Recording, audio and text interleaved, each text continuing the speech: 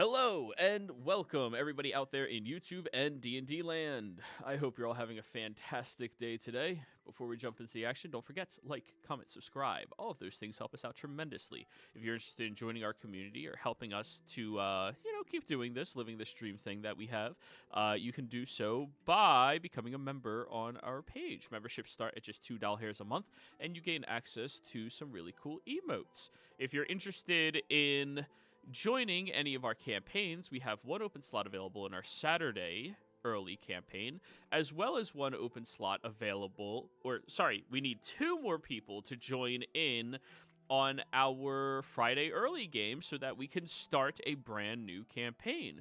Whatever type of storytelling that you guys all wish to have, whatever style of campaign, open world, story, whatever you want, I will be able to accommodate for. So just be sure to click on our link to our Patreon, which is down in the description below, and get in contact with me so I can help set you all up. Without further ado, Lily, give us that recap.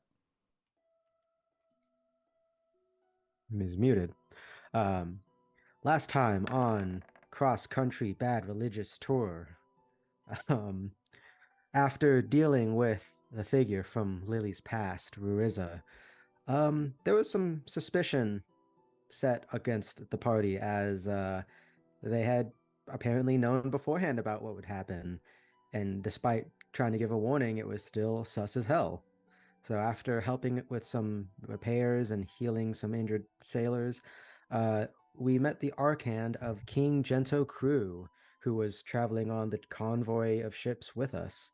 Who thanks to our service, decided not was still going to detain us, but not like in a terrible like you're jailed way. Just we gotta investigate this stuff.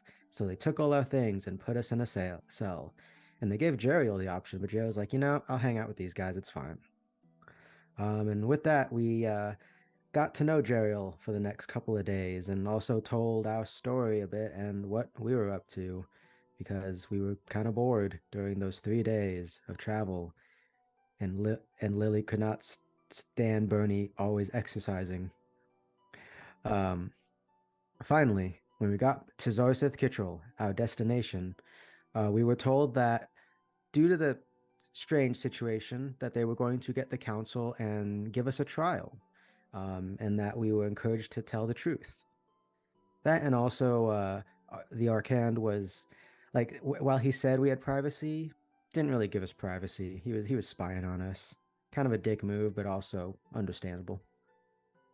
Um, and at the trial, we did just that, in one session no less, where we told our side of things, what the story was, and how we came to be here, and what our next goals were, which was to deal with a Volstrucker that had come this way.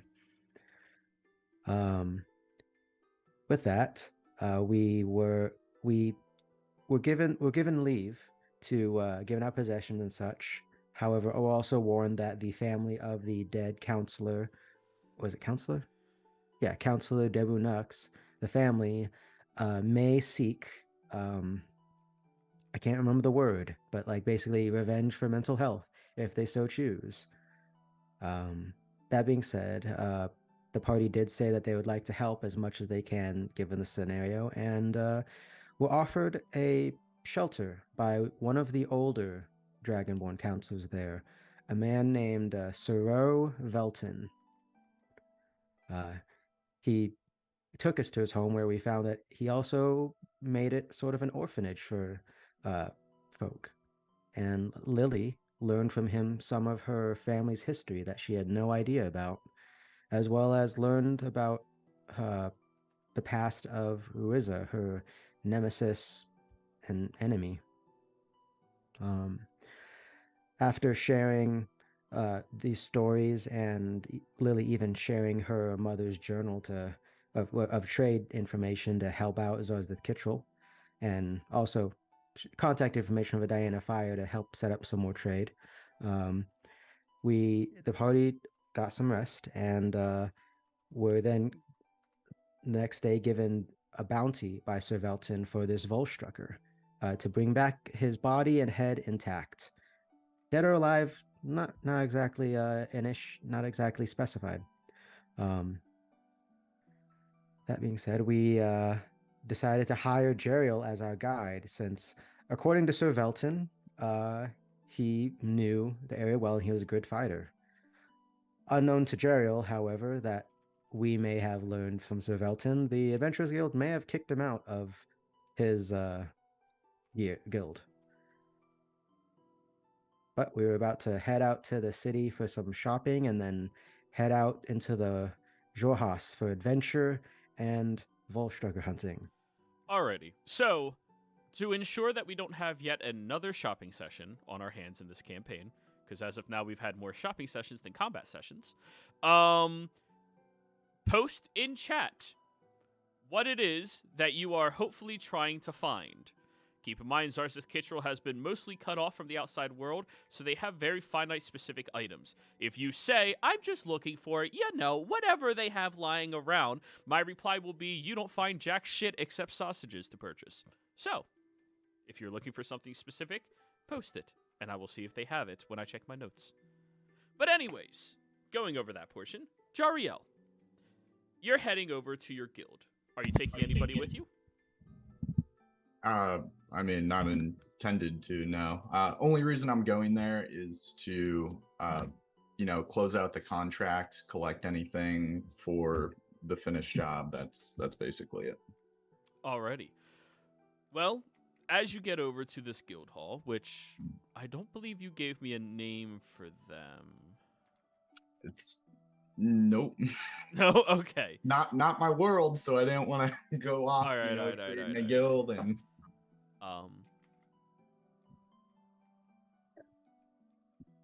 Guild hall that they would have out here. Oh.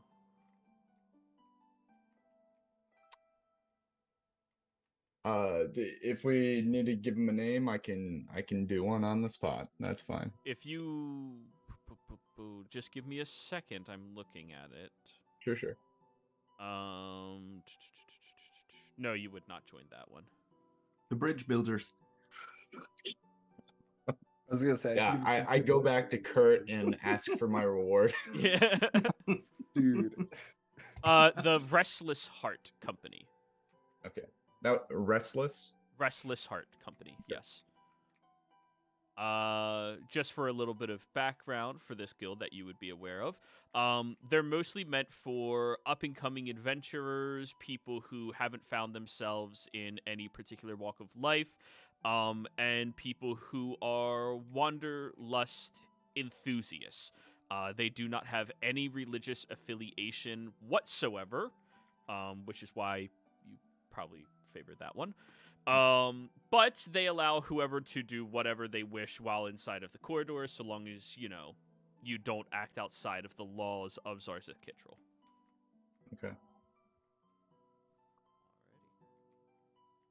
So, you head over inside of there, walk over to the front office where you see that there is a chubby dwarven individual sitting there speaking with his draconic wife, who's over on top of a lounge chair inside of his office. And they both look over at you, and their expressions instantly drop. How's it going, guys? Just showing up to collect. Got another job? They look at each other awkwardly. You were supposed to be informed. And he gestures over to the corner where you see your belongings from your bunk have been packed up. Was this about the counselor? Yeah. All right. We can't have affiliations with someone who can't even keep a fucking politician alive. Let's be real. I mean, and for you can't even lose a fight.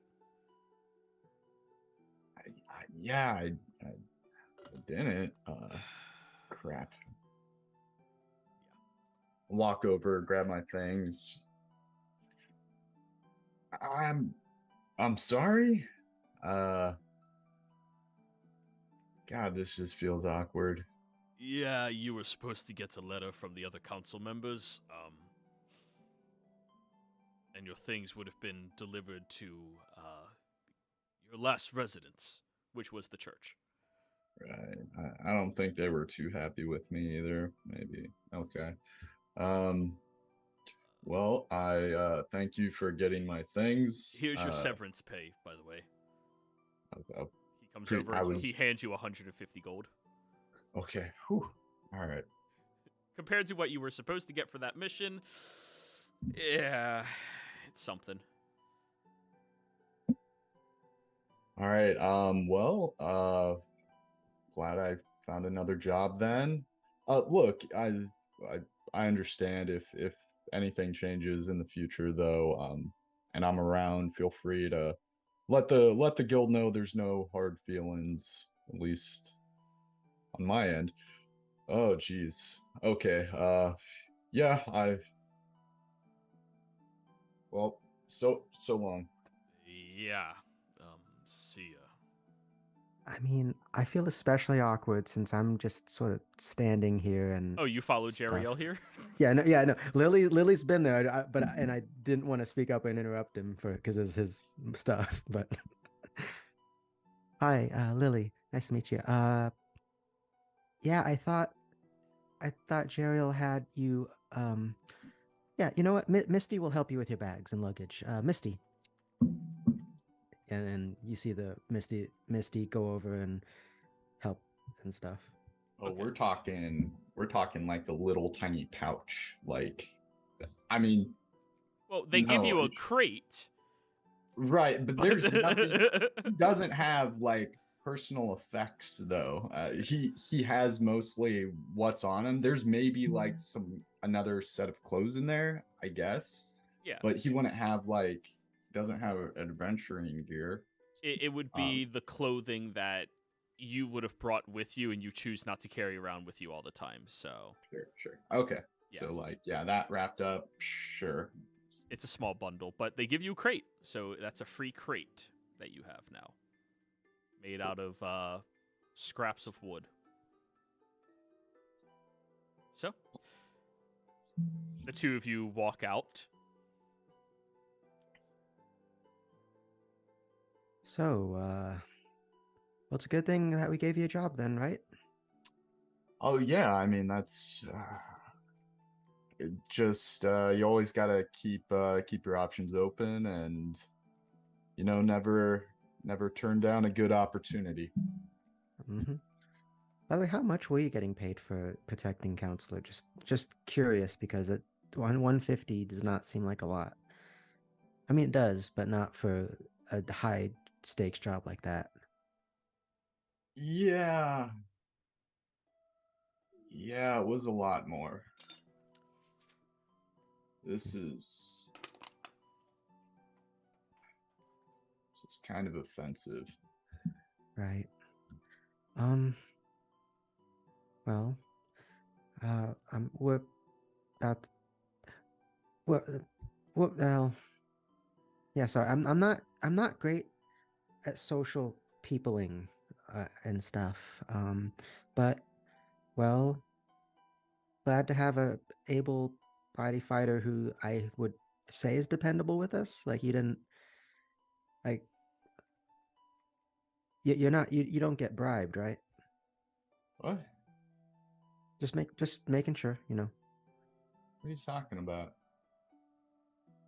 Well, what I mean is like if I don't know what sort of resources this guy we're after might have, so I'm just and I don't get me wrong, like you're a nice guy from what I could tell, but I'm also just covering my bases since I've only known you for like 3 or 4 days, so just like if you wouldn't get like bribed to like turn on us if he offered you like a lot of gold, right?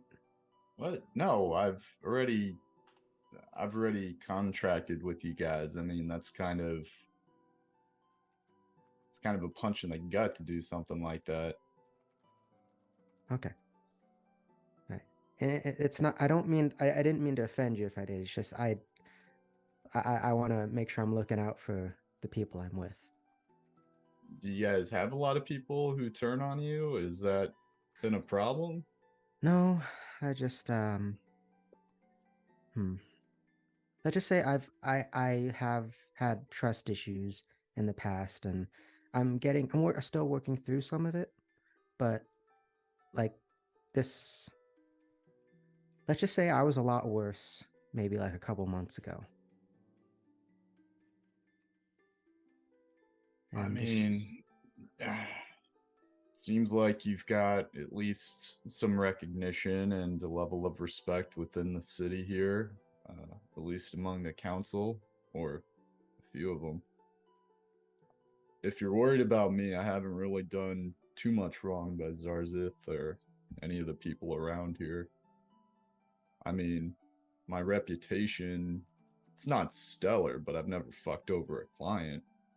And, you heard the guy back there, I've never really lost a fight, so I don't think you guys got much to worry about. At least not from me. yeah, I mean, technically, you still didn't lose the fight either. It's just like maybe they Oh, just. no. I mean, if anything, from a business perspective, they sent someone who couldn't lose a fight to protect someone, and yes, that could work, but maybe send someone who doesn't let who can protect other people. But I'm sorry, I am not. This is not making any better, is it?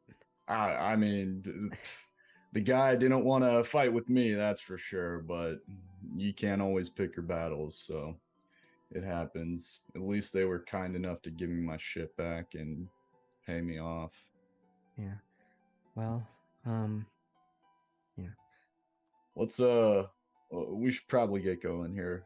Yeah. We gotta get on the trail of this Volstrucker guy. Never had to track one down before. All right. Well, we've had some experience, but I do agree we do need leave soon. That being said, maybe we might run into there's that young girl that was with us, Natalie. She has some business she needs to take care of in town first, and maybe we'll find her somewhere and help her out. Also, I'm gonna pick up some of those sausages. Alrighty. So, So, speaking of Natalie, to catch you up on a little bit of other things that happened while you were away, are you there? Yeah, I'm here. Okay, cool. Haven't heard you yet. While you were on trial to get your story under oath and under law and under Zone of Truth, you requested to have Clausen as a character witness in order to gain access to him directly, since you came all the way here just to get in contact with the man. So I hope that was not too far of a stretch for what you would have done. No, she would have done that. She would have done that in a heartbeat. If Okay. she was So, the character witness portion of this happened, and people were asked a few questions, but you didn't really have any questions for him publicly in front of the council and everybody else. So, after the trial and all of you were more or less acquitted of all of your deeds and accusations that were thrown your way, you hung out behind and were waiting for Clausen to come out so that you can get in contact with him. After about an hour of him being in the back rooms with all the chambers, you see this Celezo with high-ranking symbology across his armor step out, wearing very professional-looking, lavished white and blue armor as well that looks more well put together than most individuals you would anticipate seeing in a location like this. And he seems to be escorted by two other Celezos. As he sees you, he stops, looks you up and down, and then just starts walking directly over to you. Keep in mind, you do not have any of your magical belongings currently or focuses. They took all of that from you when they threw you into the brig, and you're getting it back tonight after all of these accusations and everything.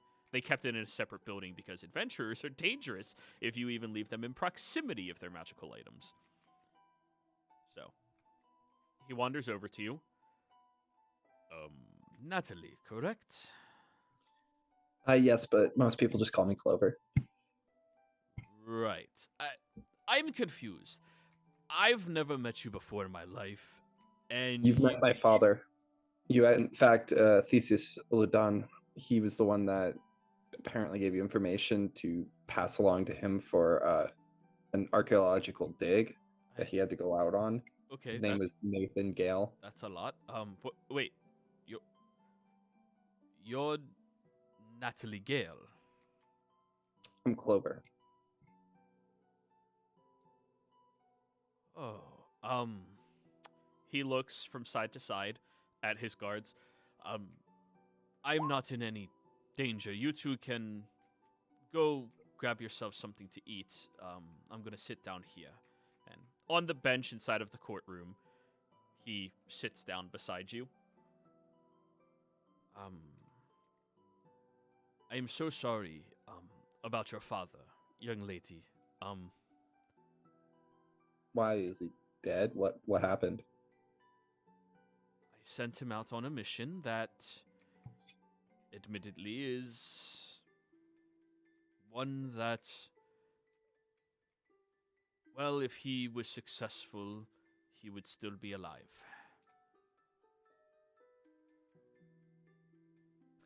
You're really filling me with hope on my next question. Where did you send him? This is supposed to be confidential between the Clovis Concord and him as a contract.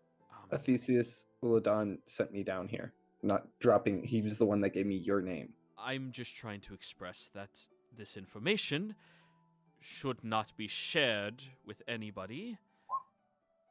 And I would encourage you to not mention this information to anybody after I mention it to you. Okay? Yes, or you can write it down and I'll burn it. I do not trust Volstrucker magics. I apologize. You come from the Empire. I have to be a little cautious. You think I'm a Volstrucker? I'm flattered, I guess. I saw what you did on that.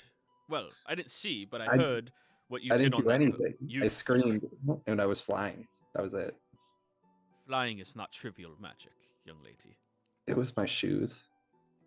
Ah, well, regardless, if you are not magical or competent in it, I would encourage you instead to not go where I sent him.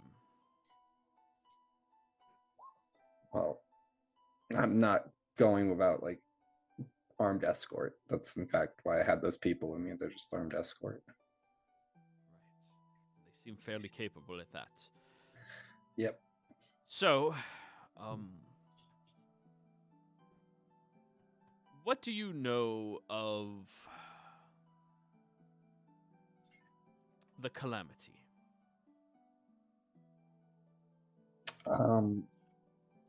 Not much.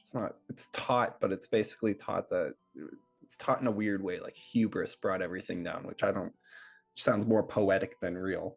So if you wanna elaborate on that. Yes. There was many different plays and ploys by the betrayer gods during the Calamity that have lasting effects. One of the reasons that Jorhas is so hostile in nature is because their magics linger here perpetually. I'm sure that any mage who comes through this land can sense it, just always omnipresent.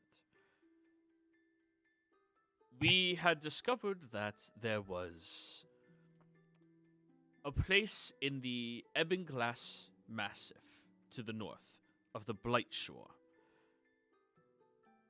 This location had been defiled long ago by one of the betrayers, and it had a unique magical effect where people who died in the proximity would be resurrected as undead, and each evening at dusk, the undead would be destroyed And then each day at dawn, they would regrow.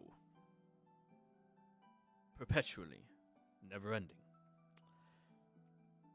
We thought there would be an artifact down there, and who better to send looking for an artifact than Nathan Gale? He was called in after an adventuring party went out there to make sure the coast was more or less clear. And he was supposed to back them up since we lost contact with them. And when he went there, we lost contact with him after 4 months.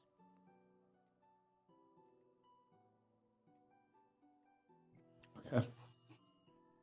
You said it was off the Blight Shore. Where is that exactly? That is to the east of this location. There's only one way over there, and that is from one of the ships from Zazith that would travel, but right now we are at odds with New Haxon, so that's not going to happen anytime soon. You would have to find an alternative route to get there than ships. And you cannot traverse, even with an adventuring party, across the Penumbra Range.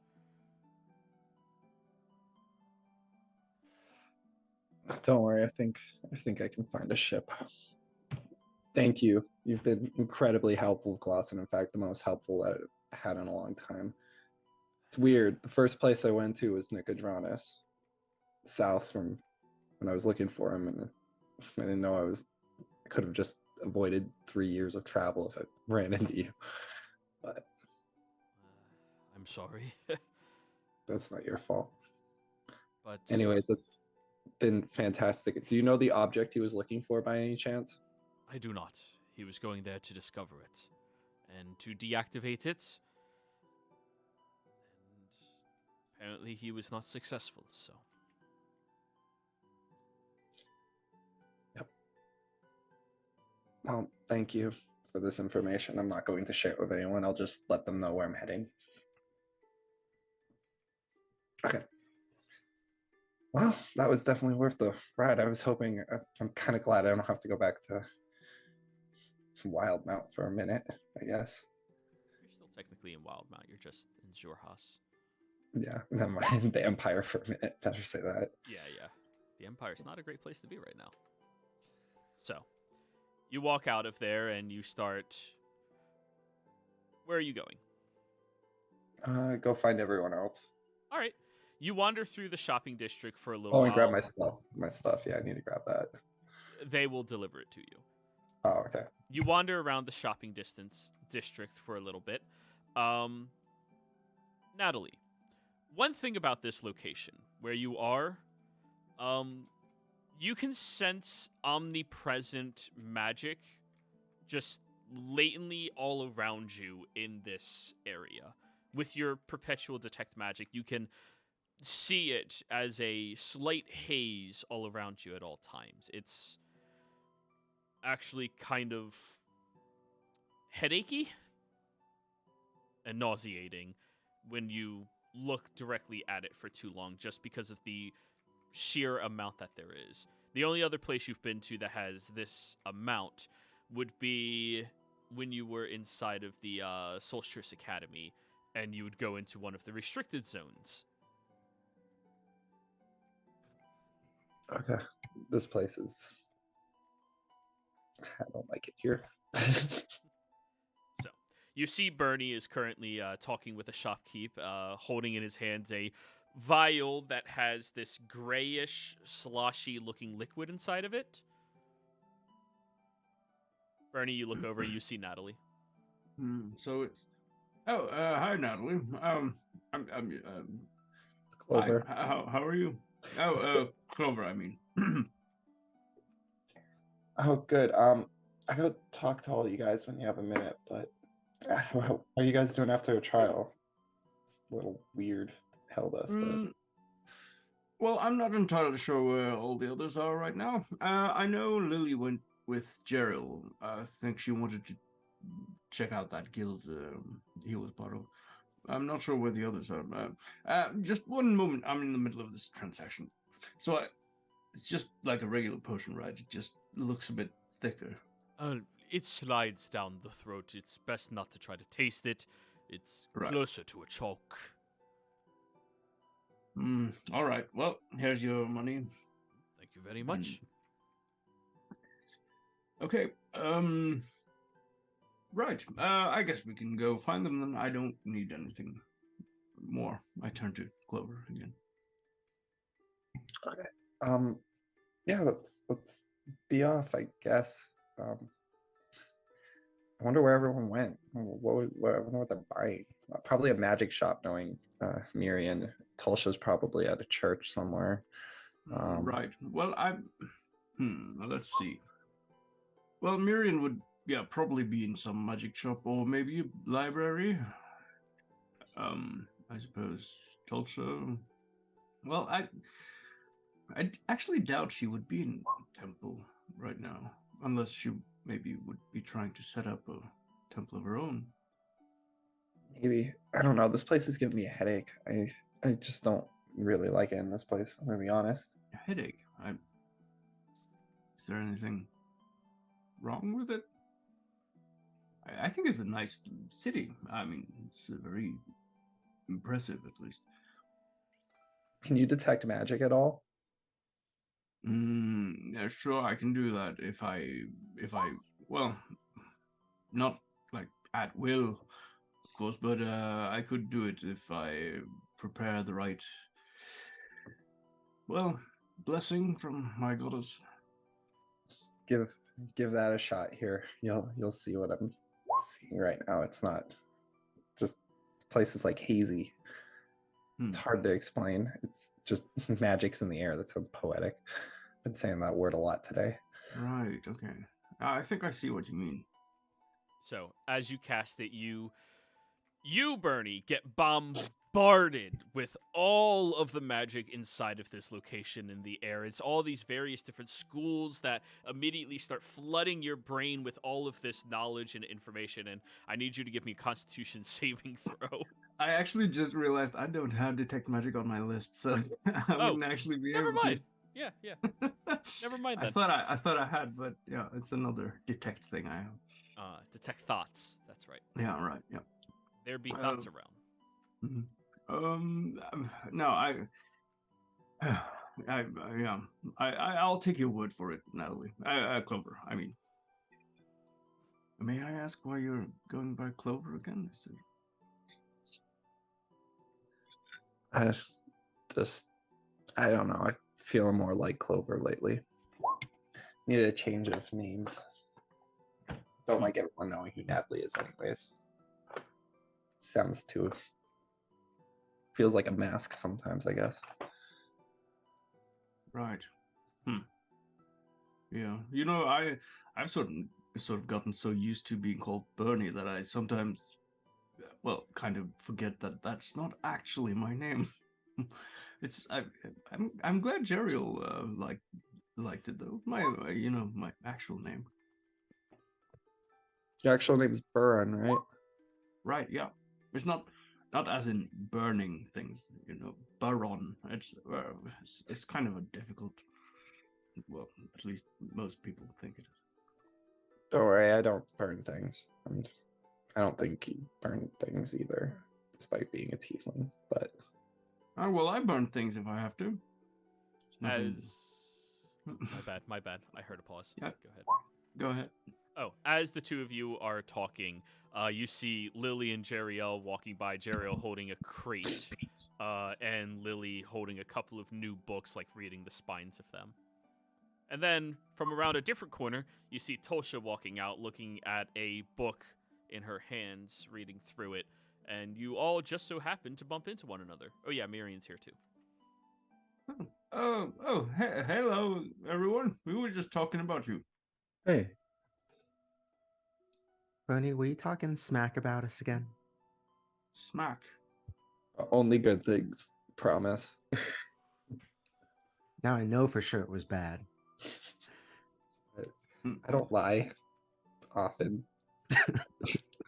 At the moment you say you don't lie, Lily looks at you. It chuckles. But speaking of good news, I found out where my father might be. Oh. Oh, that's great. So, where? He's it's a little hard to explain, but he's east. He's down near the Everglass Massif near Blightshore. Near the Oh, Blight Shore. I don't know where that is, but it's here in Jorhas. Yes. Oh, Right. that well, actually that's- does. Would I have any idea where that is, Joey? No. Joey, Yeah. now remember one of the things I did want to buy last session. Lily wants to buy a map of Jorhas, at least as much Ah, as we could. yes. Finally. Oh, I was half-heartedly hoping you guys were going to go out there and just look at Jeriel and go, "What's where?" Alrighty, cool. So, you wish to go purchase a map. For this, roll me an investigation. Let's see what quality of map that you can find. May I assist? Sure. Aha, Nice. advantage.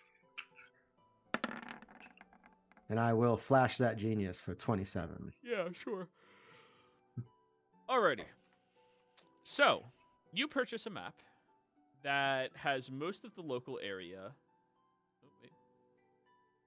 completely revealed with a few extra places nearby on it. Got that. You got that.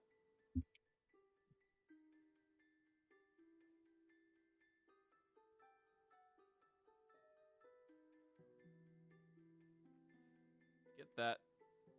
You get that. All right, so where is Blight? Oh, wow. That's all Blight. Okay. What else would it have? Oh yeah, Rasona, obviously. But hey, this works out. We can like look, we're going along this way. You can all see my little arrow, right? We're going out to find the Volstrugger who is going to the runes, if I remember correctly. Then we'd go to the eyes for Tolsha's thing, and then we can skyship to Blightshore and make our way from the south upwards. Well, we need to double back for drop off the vulture because they want him alive. All right, so we go there, we back, we fly to the eyes, we fly to Blightshore, and then we search probably at this Rothold or New Haxton. Those sound like, other than, well, New Haxton sounds okay. Rothold sounds kind of sus. This is turning into quite a well.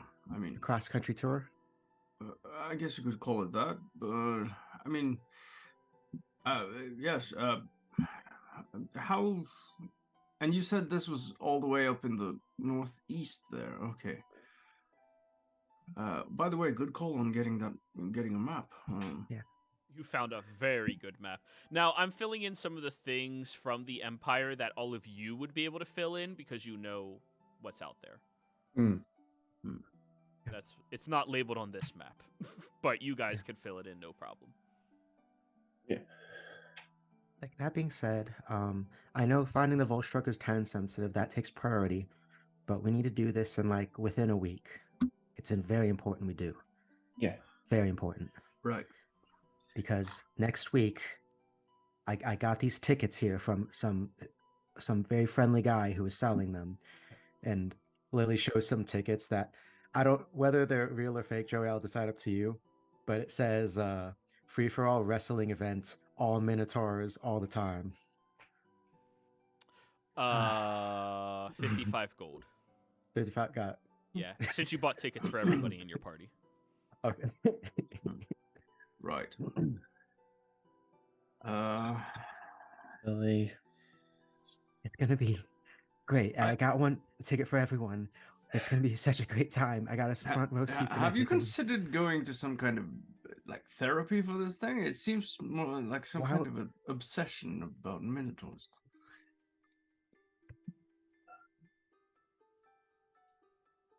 I feel insulted by the insinuation, Bonnie. Well,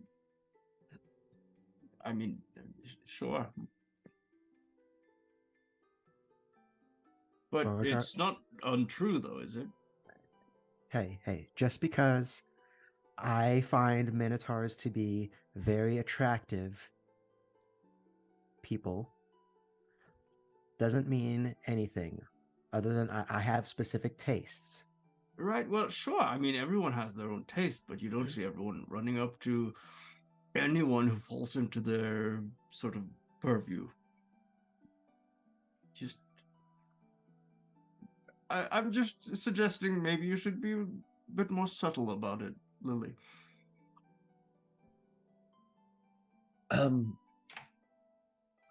Clover, do you know where on the Blight Shore? Near it's up north near Ebon Glass Massif. I would guess near there. It's a ruin. I mean, sure we can't miss it.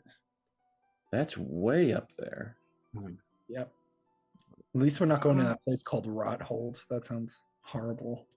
Right. So also, let's just hang on a second here. I mean, your previous suggestion by going around the shore would, it's probably the quickest. But these other places, what's this? Doomeran, Rosona? Is that are those cities? Rosona is the capital city, Tolsha, and Jariel. Rosona is the capital of the dynasty. Oh, okay. Well, maybe we could make a stop there then. And I know my grandmother grew up in a place called Asarius, but I don't see that on the map here. But I know she did serve some time up in Bazos. I now know where that is. It's weird hearing names, but now having a location to put it to. Right. What's this? Vermalock. It's like a red forest. That's kind of unusual. No, I thought that was just lava. No, I think Well, it that's says a forest. wildwood. It wouldn't be like A blood red forest? Yeah, but then they got the lotus, the greenwood down there, which is green. So, sure. Well, I just don't hope there's any kind of mushroom infestation over there. Yeah. Well, if there is, we know that we can call Kurt to handle it. Oh, please don't remind me of that.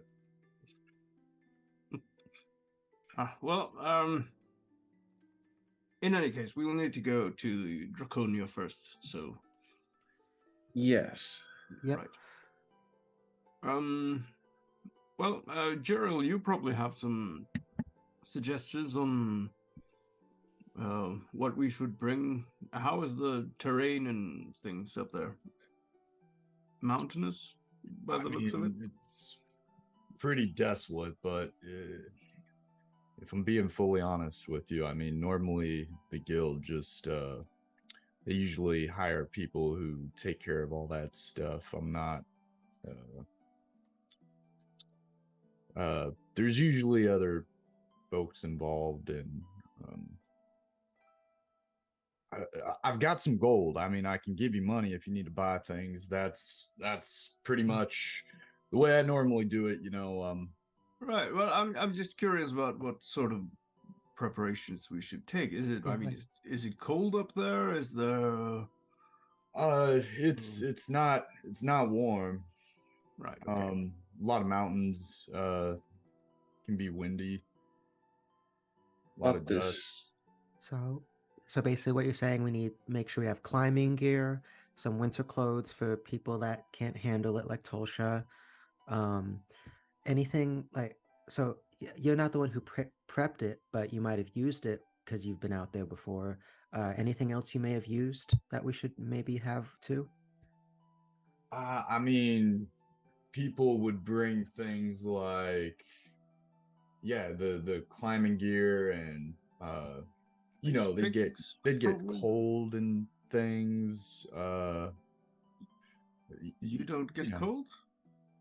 I mean, I do feel it. It just doesn't usually bother me. Interesting. I mean, and a lot of people, they eat a lot more food. I mean, I'm a big guy, but I don't even eat that much. More for the taste. So I don't tend to prepare a lot. Sorry, I know this is probably not the answer you were hoping for. Whatever you guys normally do. I mean, that's what I would do. Right. Take out the winter cloak from when we went to Ice Haven. Yeah. Yeah, Well, make probably sure the that thing, everyone probably. has some warm clothing. We should probably have a tent, maybe two. Some ice picks, some climbing gear, as you suggested, and probably plenty of ropes as well. I mean, they normally have like they can't see very well in the dark. A lot of the people I've gone with, they'll have like lights and things. Right.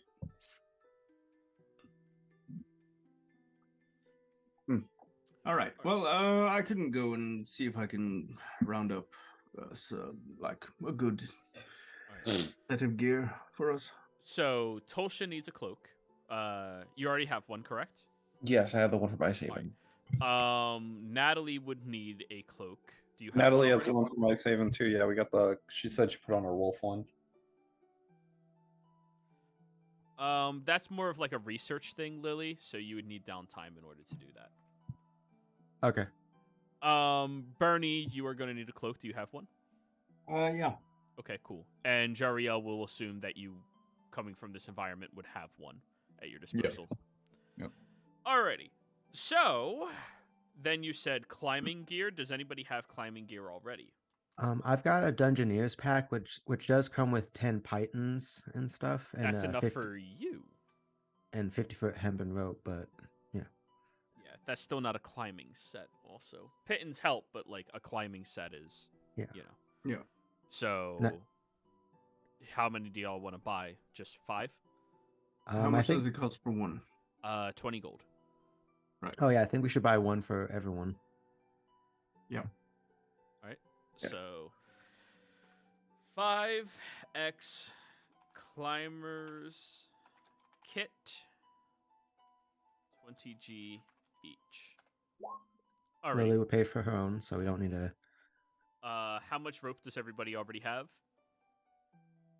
Just one thing of rope. So that's 50. We should probably buy more rope. Lily has 50. Yep. Does anybody else have any? Let me Natalie see. does. Natalie does. That's another 50. That's 150 feet. Yeah, I have one as well. All right, that's 200 feet. Do you guys want more? I'll Keep in get mind, these things are another- fucking like large things. Yeah, I'll get another rope. Okay. That'll be 1 gold. Yep. 1x hemp rope. 1 GP. Oh, and do you guys have anything to like, we're supposed to capture this son of a bitch, like tie him up, some rope or some I shit? have manacles. Okay. Yeah, that'll work. Yeah. Well, and we'll need a tent, I think. Yeah. Good and warm one. I mean, I've got a tent, but we haven't used it since we we went against that ship. It could fit like me and one more person. By the way, we should probably get healing potions too, just to be safe. Right. Yes. Yeah, Joey, how many could Lily find of normal or higher quality? Roll me a d6. 3 normals. Okay. Yeah, she'll buy those, and I believe it's 50 gold each, so 150. That is 75 gold each. Oh, 75 gold each. Okay. Yeah. Sorry, math now. Things are more expensive here. 52.25. I'll take that out of party loot. I am going to read through the book I bought to find any plants of note, be it ones that are beneficial or ones that are harmful that would be in the ravine. Okay, that's going to be something you do over like your night's rest and shit like that. Yeah. You don't get to just, open it up, look at it once and go, that's exactly what I was looking for. People That's aren't fair. that well organized. Yeah. And- Yeah. Alrighty. Anything else you all wish to purchase before leaving? Last call. There's no shot of any anti-magical cuffs, are there? No shot of that. They wouldn't have that in Zarzeth Kittrell. Their solutions to mages is to kill them. I'll Yes. go and get a couple of heavy picks, I think. Oh, yeah, pickaxes. Yeah, pickaxes. Okay. Alrighty. Those are 7 gold each here in town. Right. Okay. Alrighty. That's everything, everybody? Yes. Please deduct Oh. that from party loot. Yeah? Any chance for a gem-encrusted bowl worth 1,000 gold? They would not have that in Zarzeth Kittrell. Damn. I I thought mean- there might have been a shot. Because No luck in Zarzeth. Alrighty. That was the last call. You know what? Sorry, sorry. We are gonna probably find monsters out there. Let's get Yes. some gems. That way we could potentially make augments. Is that a fair thought, guys? Yeah.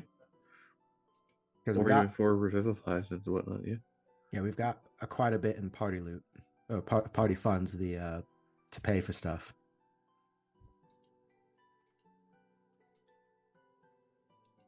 So we're definitely some diamonds. Any Yeah, so I shouldn't have said anything, because I don't know what to. Well, if everyone has climbing gear and warm clothing, then I think we're basically all set. Did we have? Yeah, we have a tent for you and one more other person. So Tent. I'll get Tents are 20 gold apiece. right. And how much space is in one tent? They are each 2-person tents. Right. Okay. What gems were you looking for, Lily? Let's just keep it simple with, I guess, she'll go to a gem store. She's mainly looking for diamonds for help with verify, for one thing, but also anything else that could be useful. I don't mind rolling for it because I didn't really think about anything specific for the gems. Maybe All right. how about sapphire and emerald? Let me just open up the thing and tell you what they have. Give me a second. Alrighty. Sorry. They have 1 large diamond, which is 1,000 GP. Buying it. Alrighty. They have 2 medium-sized obsidians, which are 800 GP each. They have 2 large agates and azurites, 1,000 GP each. And they have 1 ruby, 8,000 GP each. 8,000. Ooh. It's the largest quality ruby you could get. What was the one before the ruby? The agate. Agate and azurites, 1,000 each.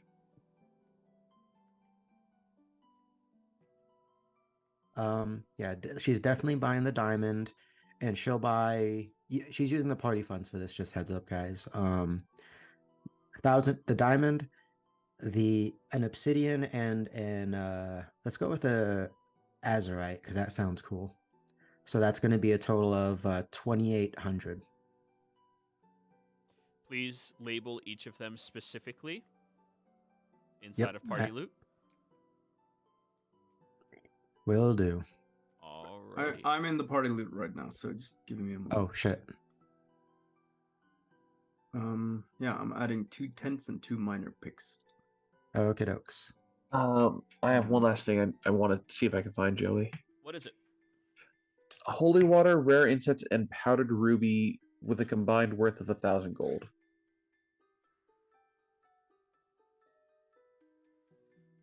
You could find up to 1,000 gold worth of powdered ruby. Okay. So however much you want of that. Rare incense. They do have a lot of incense out here, actually, thanks to Shardis. That would be up to 2,000 GP worth of incense. And what was the other thing? Holy water. I just need a mix of all three. They would have holy water on tap here, literally. All right, I will buy 100 GP worth of that. Yeah. Well, they would have up to 150 GP at a time available. Since Right. each uses 50 GP, I believe. And also Yes. keep in mind, you and Bernie can both make holy water. We'll need silver though. I'll get 600 gold of rare incense, 400 of holy water, and 500 powdered ruby. You would have more silver if you guys didn't just throw your gold at people and say, keep the change. Yeah. Adventurers, man, messing up the economy. Always. I mean, helps out the little guy, fucks over the rich people. Yeah. That's how we like it. Well, that's how this group likes it. Anyways. Right. I guess last thing before we go, Joey, it's this one's more of just an iffy. Can I roll a straight up intelligence check to see if there's anything that Lily can think of that would sort of metagame, like what might we need else out there? That would be metagamey as fuck, so no. Okay, never mind If then. you can't think of it, that's your character, it's your responsibility. Food. Do we get food, guys? Yeah, Anyone? food. I can make food. I mean, Lily got 6 days worth of sausages. We'll get some food. A horse, a cart. We Oh, have- yeah. Using the boat. We did leave Marion, the mule, with anti-fire. I'm gonna say, as a player, not as a character, in a party with 5 other spellcasters, I hope our needs are covered. Yeah. Yes. Food is covered by 2 different spellcasters in the party. Well, if one desires. I believe you can create food and water, right, Bernie? I can purify at least. Let me double Oh check. yeah, just, get some snow, dump it into a pot, boil it, and then purify. Done. Yeah, I can also create.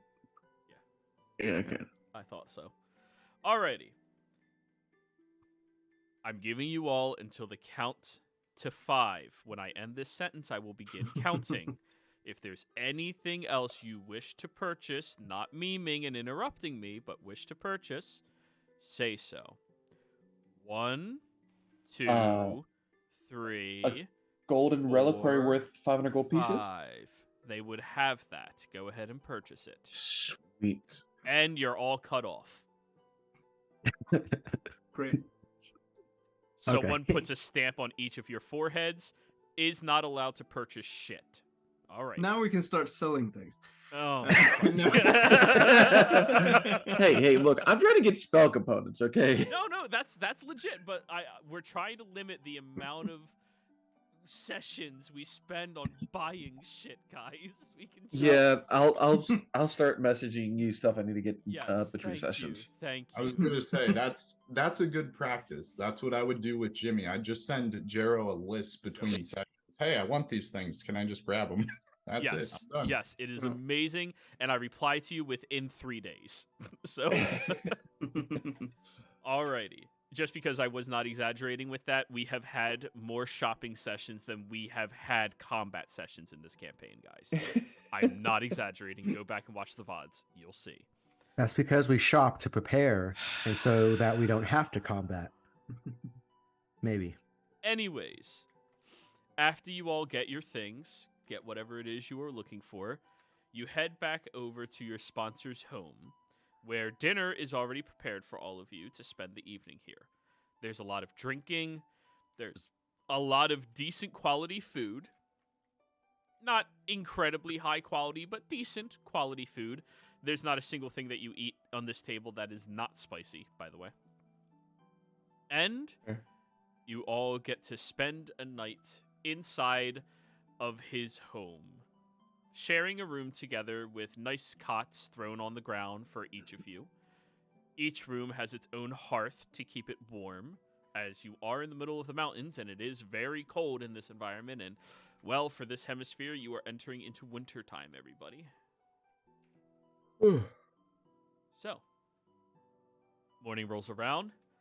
You've all prepared yourselves as best as possible, and it's time to take off.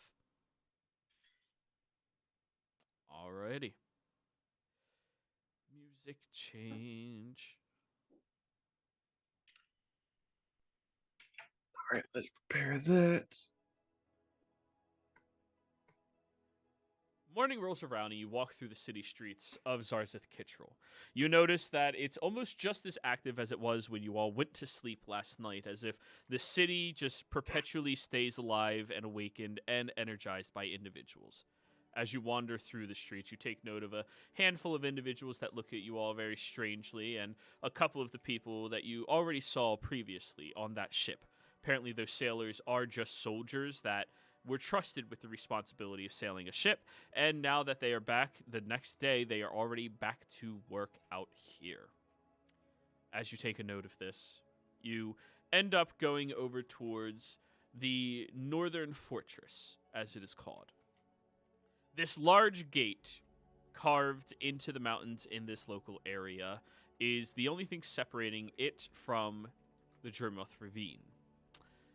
All of the monsters, all of the hazards that are out there are currently held off thanks to this gate and the constant patrols of many of the guards here in Zarzath Kittrell.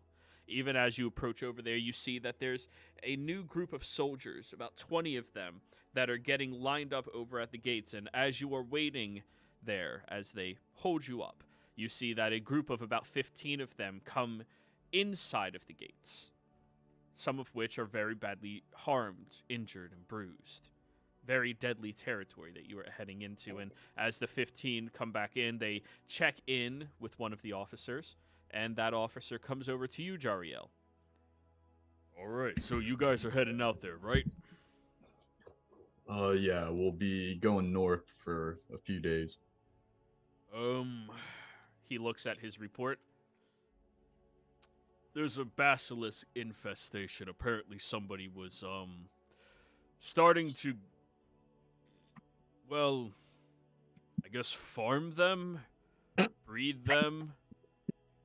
So, make sure that you're all aware of that. Keep your eyes on the prize directly in front of you. They like to stick to many different ravines and caverns and such, so be aware of that.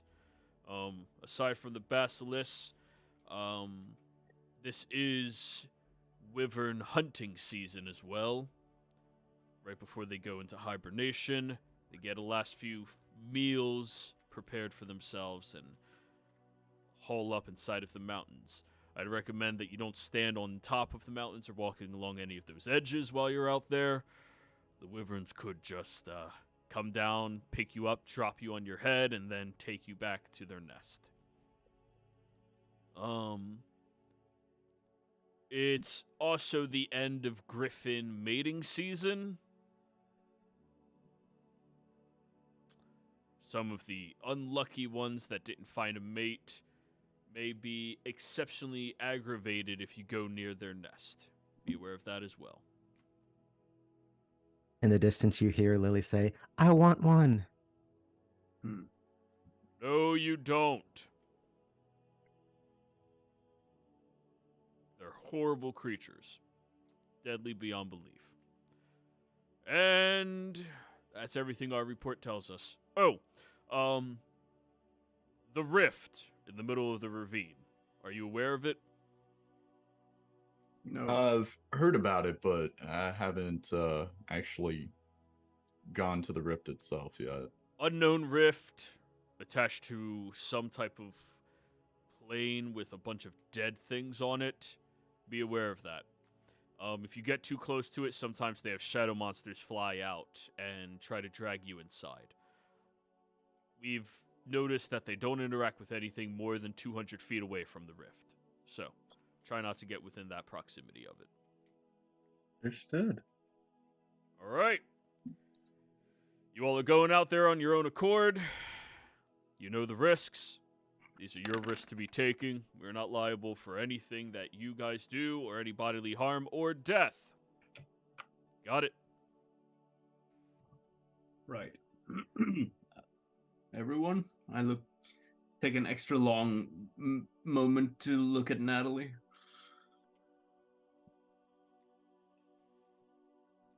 Yeah. Yeah, no, you're fine. I guess we're ready then. I hope. Yeah, I just gotta get out of the city, man. It's giving me such a headache. Yeah. All right, well then, I suppose we'll have to gather our party and venture forth. Just a second, I'm working with this last guy here, and Lily will then finish the. I put it in the chat. Lily went over to that group of, you said 15 injured soldiers coming back. 15 and 10 of them came back. Most of them were injured. Oh, well, regardless, 10 of them received healing, and for sake of saving time, I was just going to roll once, and that's how much they all heal per round for one soldier with the Aura of Vitality. Alrighty. So, you heal up the last of all of them, and you all go over to the front gates, which are open thanks to a large crank system that they have on the side with these massive lock chains that keep them sealed shut. As the doors are spreading open, Lily, with your engineering style mind, you look at the insides of the doors, and apparently they have some type of tinkering knowledge. It would appear that as they crank these doors, these rods that are sitting along the seams that stab into one another to fortify it even more retract into the door itself so that they may swing open much more easily. And as it starts cranking backwards, you see those rods are starting to protrude out slowly. Neat. Yeah. So, after you take note of that, you all end up stepping foot outside of Zarseth Kittrell. Taking in the environment, you see this monstrously large mountains on either side of you as you are standing inside of a frost-covered ravine. The sun is just peeking over your backs, illuminating how long and vast this area is. Hundreds and hundreds of feet wide, but just as equally tall for the first round of peaks that you could even begin to look at and begin to try to get to. As you see this, you begin trotting outwards, listening to the crunching of your boots into the snowy drift of this environment. Thankful for the large coats that you already have on top of you. Now, as you all begin venturing into this environment, I think this is a good place for us to go ahead and go on break. When we come back, we'll see what dangers you have to face here in the Drimoth Ravine.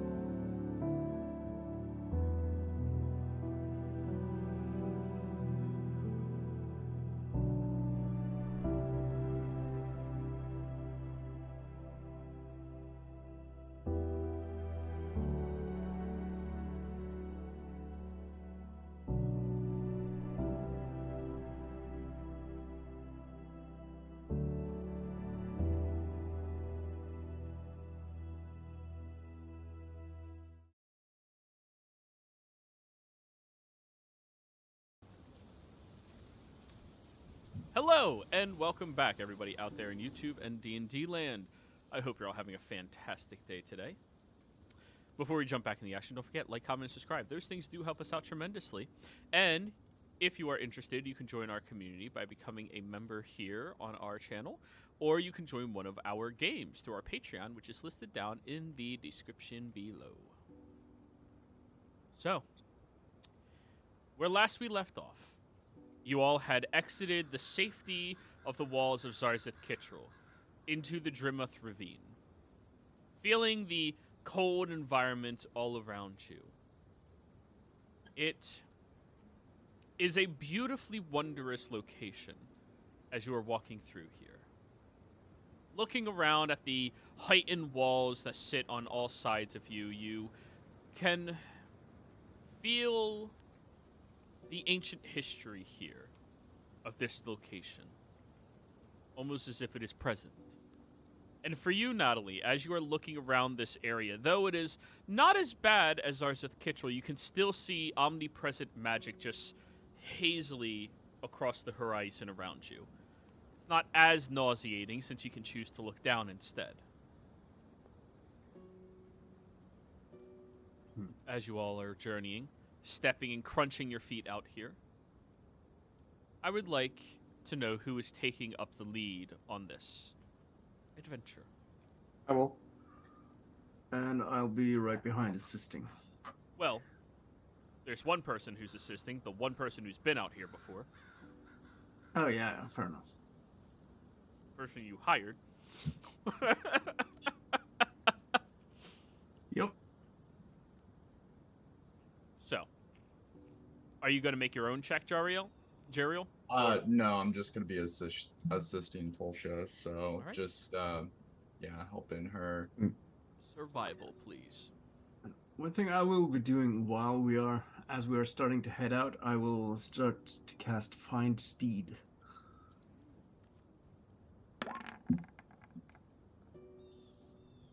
And what steed do you summon? Well, a celestial version of something local. What challenge rating can you get up to? Let me see. Find steed. Warhorse is going to be your highest. Right, okay, yeah. So, warhorse, pony, camel, elk, and mastiff. I suppose an elk, maybe, if that's in any way local. Or a local variation of that. Yeah. There's elks here. Alright. You all watch as Bernie prays to himself. Oh, they returned all your magical items. I forgot about that. Bernie prays quietly to himself, and you all hear this loud sound as you look over towards the side of the canyon, as materializing as if from nothing is an elk that trots up beside Bernie. Oh. Bernie, don't move. Hey, be quiet, Lily. Hello there. You? I should probably come up with a name, shouldn't I? What language did you decide? He can speak common. Okay. Or communicating common. Hello there. How are you? Very good. Much better now. Do you have a name? Should I call you anything? Or am I supposed to give you a name? Well, I've never I'm done not this before. quite sure. I've never done this before. Well, let's see. I do not think I existed before you called for me. Really? Teach me to ride it. Young lady, sorry, go ahead. No. So you can understand her right now, and everyone else too, right? Right. But right. Let me see. Does it? Yeah, it can only understand. It can't speak, or? No, it understands and speaks the language. Okay, I thought it could Okay, yeah, never mind. Yeah, it has a 6 intelligence, so it Right. Yeah. can speak. I thought it spoke telepathically only to me. No, it can Okay. speak telepathically to you. Right. Right. So let's see. I'll have to think about a good name, but Well, while you think of that, young lady, would you like to get on my back? Yeah, I've been practicing. Sure. trying to- Come here. And it like crouches down onto the ground. This is awesome. Yeah, I guess I'm riding the horse, the elk. It looks over at you, Bernie. Is that my name? what? What? Did you? Awesome. No. I mean, you are awesome, but We'll name you okay. I mean, how about Moosey? What? What? I preferred awesome. Yeah, I did I too, prefer actually. I mean, Awesome. it's almost the same words, letters. I mean, right? Awesome Moosey. Awesome Moosey. That's the name. Awesome Moosey. Very Spelled in some sort of fancy way. Yeah. Bernie doesn't need an insight check to see the look of sheer disappointment in Lily's face. Well, I guess I am Awesome Moosey. Very well. I suppose if that's your will. Sure. Don't I'm gonna like call it? you Fred. No, that's not the right name. It's Asamusi. Come on, Fred. Let's go.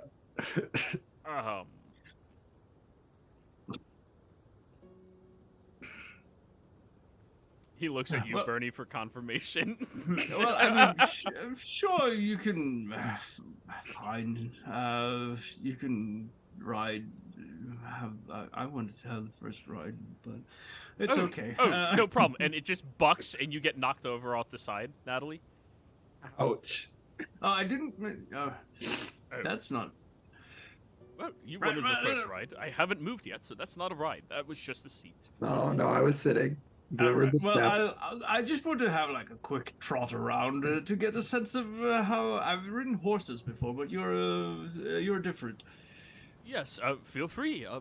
It should be natural, I believe. And it hope like so. trots over to you and lays down for you to step on it or like sit on it. Okay, So, thanks. So, do you got enough like speaking magical animals for all of us, or is this just what is it? no, I mean, no, I can only do this for myself. I just figured it might be helpful to have a local friend who might know something about how to traverse the environment here. Well, I mean, we did need something other than Miriam there to pull the cart. I can pull a cart if needed. Well, that would be very helpful at times. Let us trot then. And as best as an elk can, it trots around. And I'm trying to just get a sense of how to ride this thing. It's almost second nature to you, riding him. Nice. Yeah. Okay, well, this is all. This is perfect. Thank you very much, Azamuzi. You're Well, welcome. Natalie, you can have a ride now if you want. It'll telepathically communicate to you, Bernie. I apologize for that earlier. I sensed your will to keep her safe, so I took the initiative on that. Oh, no, that's fine. Very well.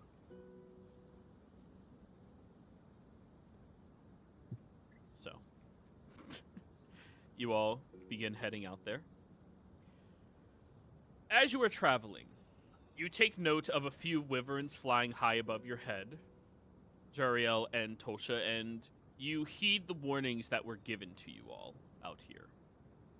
Avoid them as best as you can. Try not to get too close, as right now this is when they're going to be pursuing the most prey that they can to stock up before hibernation. So, you listen to that. and you all head out. Moving your way through the ravine, you find it easy to traverse through, at least Bernie on top of Awesome Moosey. And everybody else, you begin to notice that the snow is becoming hardier, thicker. You notice that this appears to be some type of area that's not heavily traversed this far out here. Not many people come through, it would appear. What? Question. Yeah. Would water walk let us walk on top of the snow? No, I don't like that ruling at all. Okay. I Sadness. don't. No, I don't. It just. No. You can walk on lava. Be happy about that. That's fair. Yes. Now, going by for the first bit of your day. Did you ever roll your survival check, by the way? I did. I got a 20. Oh, dirty 20. We like those. Nothing major seems to happen for the first stretch of the day. You all take your break, eating your lunch, relaxing. And then the evening rolls around.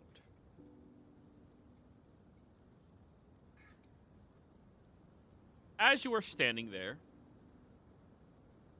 getting ready, Mirian blinks at all of you, and he pulls out the anchor, which allows him to summon forth your ghost ship. Jariel, you see this magnificently large ship just grow from nothingness and takes over the night sky above your head with this long dock coming down to all of you to step on board.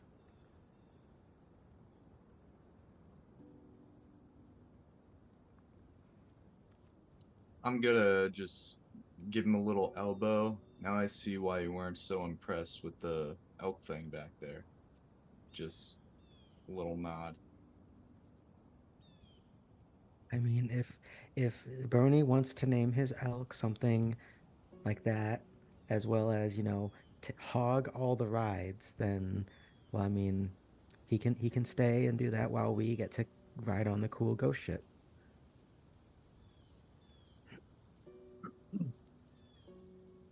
I'll pretend I didn't hear that. You don't have to pretend. I was literally standing right next to you, Bernie. I know. Right. Well, Asamuzi, this is our ship. You are welcome to join us aboard. Thank you very much. It's a lovely, incorporeal, creepy ship. I know. So it's quite chilly up there, but I think you'll get used to it. You can handle the cold, right? Yes, of course. Thick hide. So, getting up on top of the ship, you all begin moving through, setting yourselves up on your proper bunks down below deck, getting yourselves situated.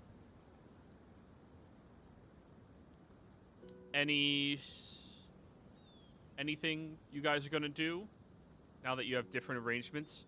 John can no longer perpetually keep watch for you.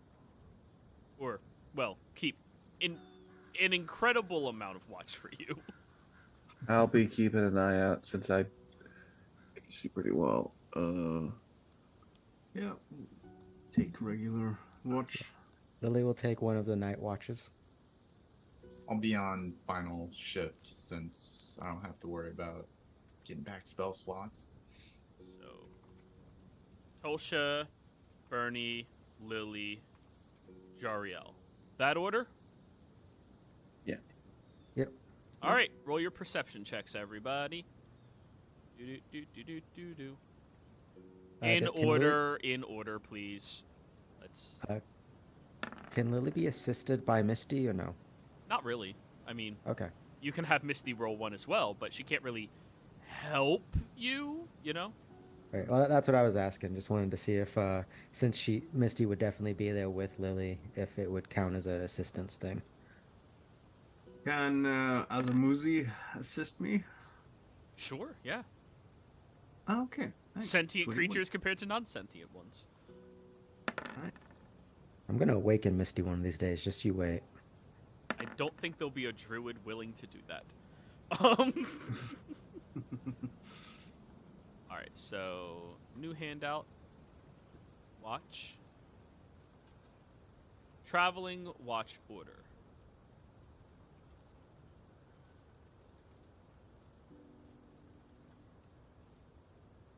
We have Tolsha, 19. Bernie, 21.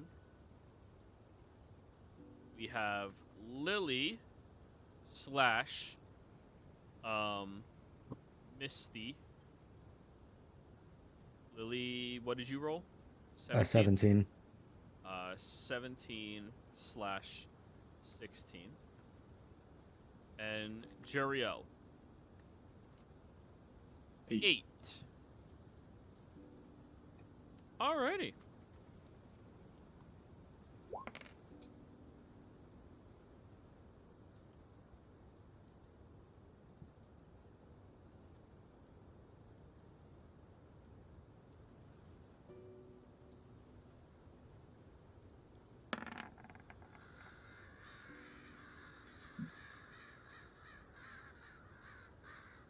Tosha, Yes. as you are keeping careful watch on the lower bow of the ship, as there are portholes for you to stick your head out and look all around you, flying over the ravine, you're all hovering just barely above it, floating through the area. It's beautiful, looking at this calming natural environment. It's amazing to think about how it's been over 100 years since anybody really filled this territory with adventure and with story and with footsteps. Since the fall of Draconia, they haven't had much with anything like that. And as you're keeping watch, you start to notice from the mountain walls, there appears to be these little drops from the sides of them as you're floating by. It's far enough away and dark enough that you can't make out any details, but you see things dropping from the mountain walls. Could I believe we have it so whoever's on watch has a spyglass. Yes. Can And I try it to? is dark enough that you cannot make out any details. Darn. I'll head to Bernie, who it should be his next one. Like, hey, just a heads up. There's Well, yeah. things. There's things dropping from the sides of the walls of the ravine. So Dropping. I mean, I'd assume it'd have to be wyverns. So right. I think as long as we stay in the bowels of the ship, we're fine. Well, what I know about wyverns is that they are terribly aggressive. I don't think they're supposed to be very intelligent, so they might see this as some sort of intruder on their territory, I suppose. We didn't really think about that when we decided to go by the air. Yeah, it's just dark enough I can't make out the shapes, but or where they're heading. I mean, I could Right. fix that, but it'd be calling a beacon to everyone. Well, the ship is already glowing. Yeah. Plus, I'm not sure how the ship would react to a daylight spell.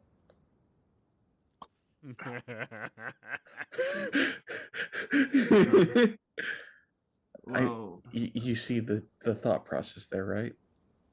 Right. You. You want to blind everyone? Is that it?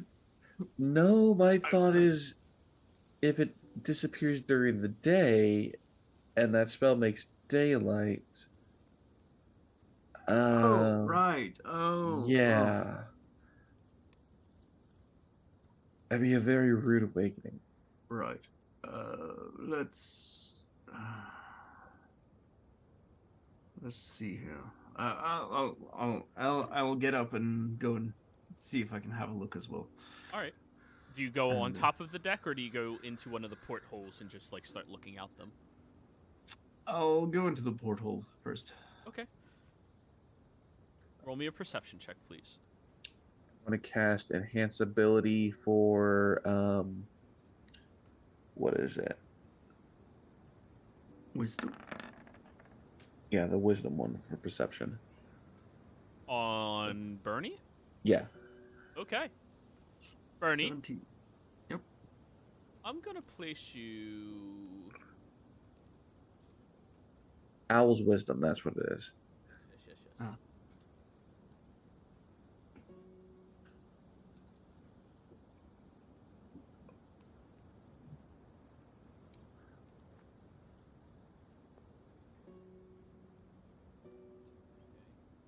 That's a porthole right there. Sorry, I'm trying to get you situated where you would be on the map. Lily.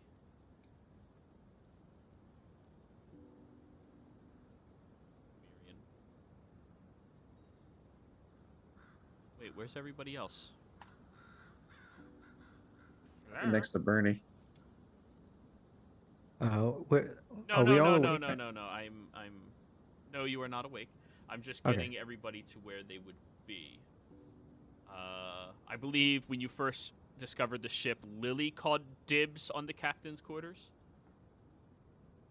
I mean, when we first got it, yes, but whether that stuck or not is entirely up to the party. I mean, I think you're petty enough to just always take those quarters if you can. Any objections from anybody? No, that's fine. Okay, so the other three would be down there. Bernie, as you go over to the ports, you start looking out at it, and then you hear some type of scraping sound. So you stick your head out, and you look, and it appears that there's a wyvern chewing on the side of the ship, right next to where you are. And as you look at that, go, oh, well, that's a little unfortunate. You see it rips off one of the incorporeal planks, and you look over as that plank is removed from where you are and come to the realization this ship can actually be damaged in the sky. Oh, crap. Everybody, I believe I brought you all onto the proper map. I would like you to roll me initiative, please. Oh, I forgot that you use this as the ghost ship. Always forget Yeah, that. It's a big ship. Yeah.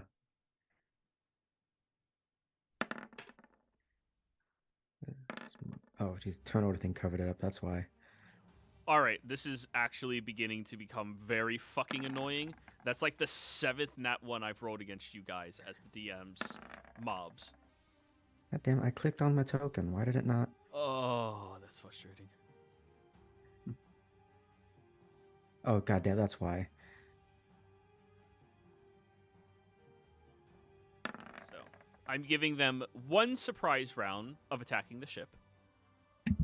Yep.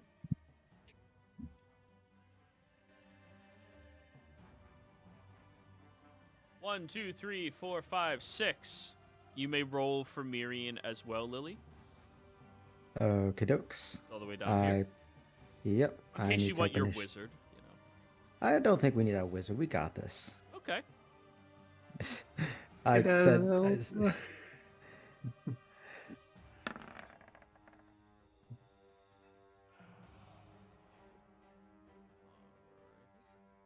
Oh, he got that spell. Nice. All right, their surprise round. There's a total of... Ooh, this one needs to get here, too. 1, 2, 3, 4, 5, 6, 7. 7 of them. Biting and clawing.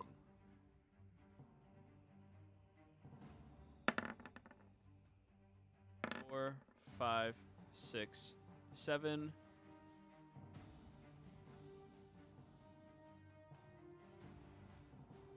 One, 2, 3, 4, 5, 6, 7. Alrighty, the ship has an AC of 17. So that's 1 bite, 2 bites.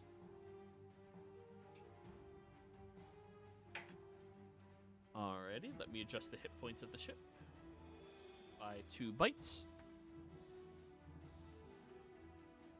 And then how many claws is that? 1, 2, 3, 4.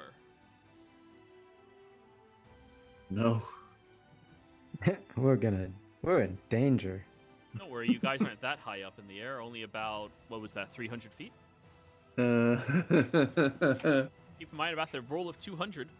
So, that was their surprise round against the ship. Bernie, you look at it and you hear it clawing and biting and ripping off planks of this wood and throwing them down to the ground, looking very pissed off. And as you do, you start to notice and hear more of these scraping and ripping and tearing sides from all sections of the ship. Yep. First on the order, Tulsha, who's aware that something is happening with Bernie. Thaumaturgy. Wake up, under attack by wyverns. All right, so you use your action to cast your spell and allow your voice to begin booming outwards as everybody hears it echoing across this ship and echoing through the ravine. Roll me a d20.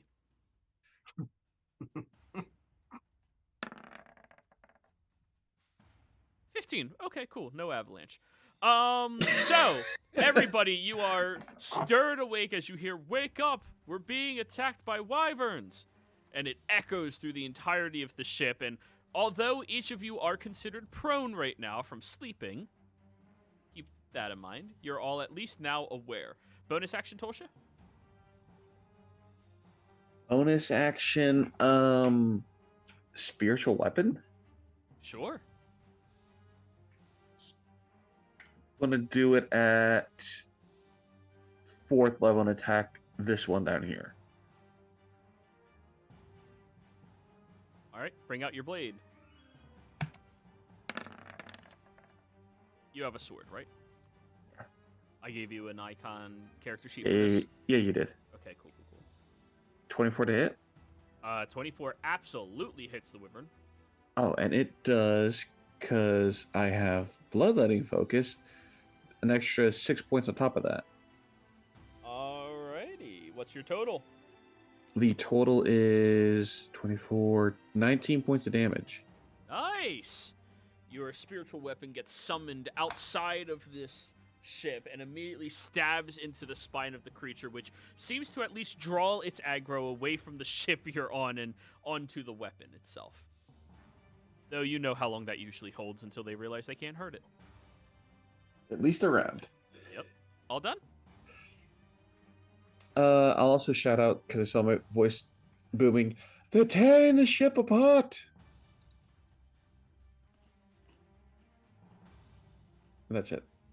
Alrighty. Lily! Oh shit, it is my turn next. Yeah.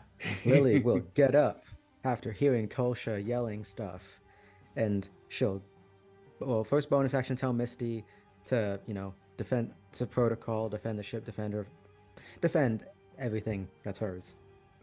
And then she will go outside to see what the fuck is going on. Let's see, half my movement, so 15 feet right there. Sees that there's bad stuff going on, and she will... Oh, actually, I did get this for reasons such as this, and I still have it prepared. She'll pull out a net, which I don't think is an action, right? I believe so. Okay. She pulls out a net, and then she is going to cast Catapult on the net against this wyvern. All right, so you're in the bows of the ship. They're outside of the ship on the sides. There's portholes where you see these large protrusions at that you can peer out of.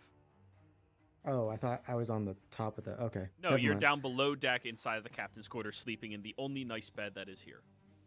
Okay. Can I see one of the Weaverns? You have to go to a porthole, stick your head through it to look out and see them. There's stairs right here. Can I go to the top of the ship?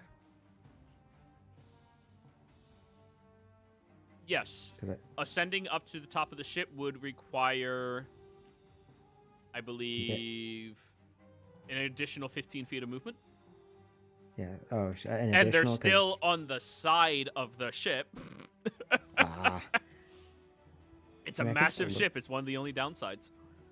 You had to give us a big ship. I'm so sorry I gave you a ghost ship. I'll take it back.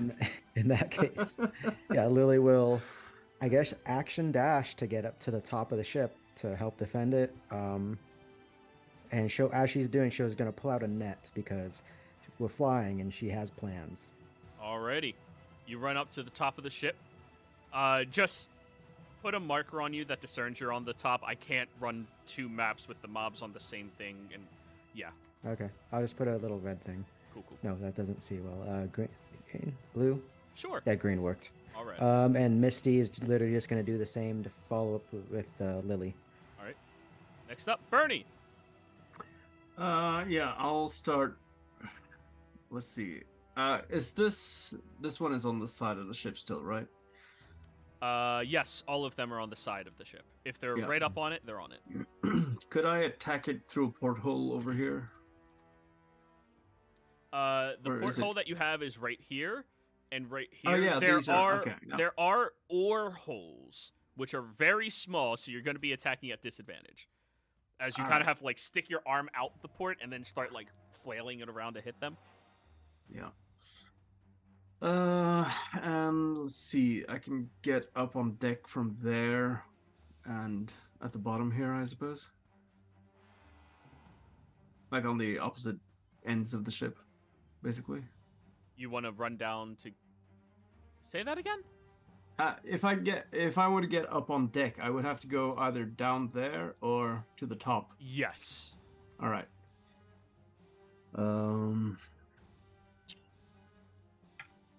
Shit. Well, the first thing I'm gonna do is cast protection from poison on myself, and then I'll start running. Alrighty. Everyone, and I'll shout to. I think Murian is probably the one who's in control of the ship right now. Yep. Right. He always is. Take us down. We need to get to the ground. We can't take this here. I'll run over to the porthole here and yeah, I guess that's it. Alrighty. Shuriel. Hearing Bernie scream that out. You heard Burren! Get us down! And I'm gonna start making my way to the top of the ship as well. Walking fast. What's that? Walking fast. Yeah, so half movement, so 25 feet. 5, 10. We're underneath. We're You're up in the below cruise? deck. Okay, so we need to go to the stairs and get up. Yes. Alright, so 5, 10. Or fight outside the ports. Right. No, that's Should be able to punch out one. I'm blocked by a door, so open the Oh. door, imagine. My bad. There's not supposed to be a door. Oh. There we go. Okay. 15, 20, 25, get back onto the deck, and then at this point, yeah, I'm going to just hear the wyverns all use my action to dash, so another 25 feet to get to the edge of the ship, and just look over to see All right. what I see, Yeah. and You see the massive wyvern attached to the side, ripping off planks, and it seems to be reacting to Tosha screaming and looks over at the port like it's probably going to be aiming for that. Okay. Last 10 movement, I'll get a bit further, and then bonus action. Anybody on deck is just going to start seeing some light radiate from underneath Jeriel's clothes. That's it. Alrighty. Next up, Mirian. Yeah, Miriam, hearing Bernie's commands and trusting him after waking up, is gonna get up 15 feet, move to go out another 15 feet. He does have mage armor prepared, and he probably would have cast it before he went out, like moving. Do you think he would have cast it before he went to sleep too, or? He hasn't set up. He has not set up any type of system where he does that, so no. Okay, so he will cast mage armor on himself to just be ready. Shit, that's action. Don't see any bonus action stuff currently. Yeah. And his skeletons are currently not in use at the moment.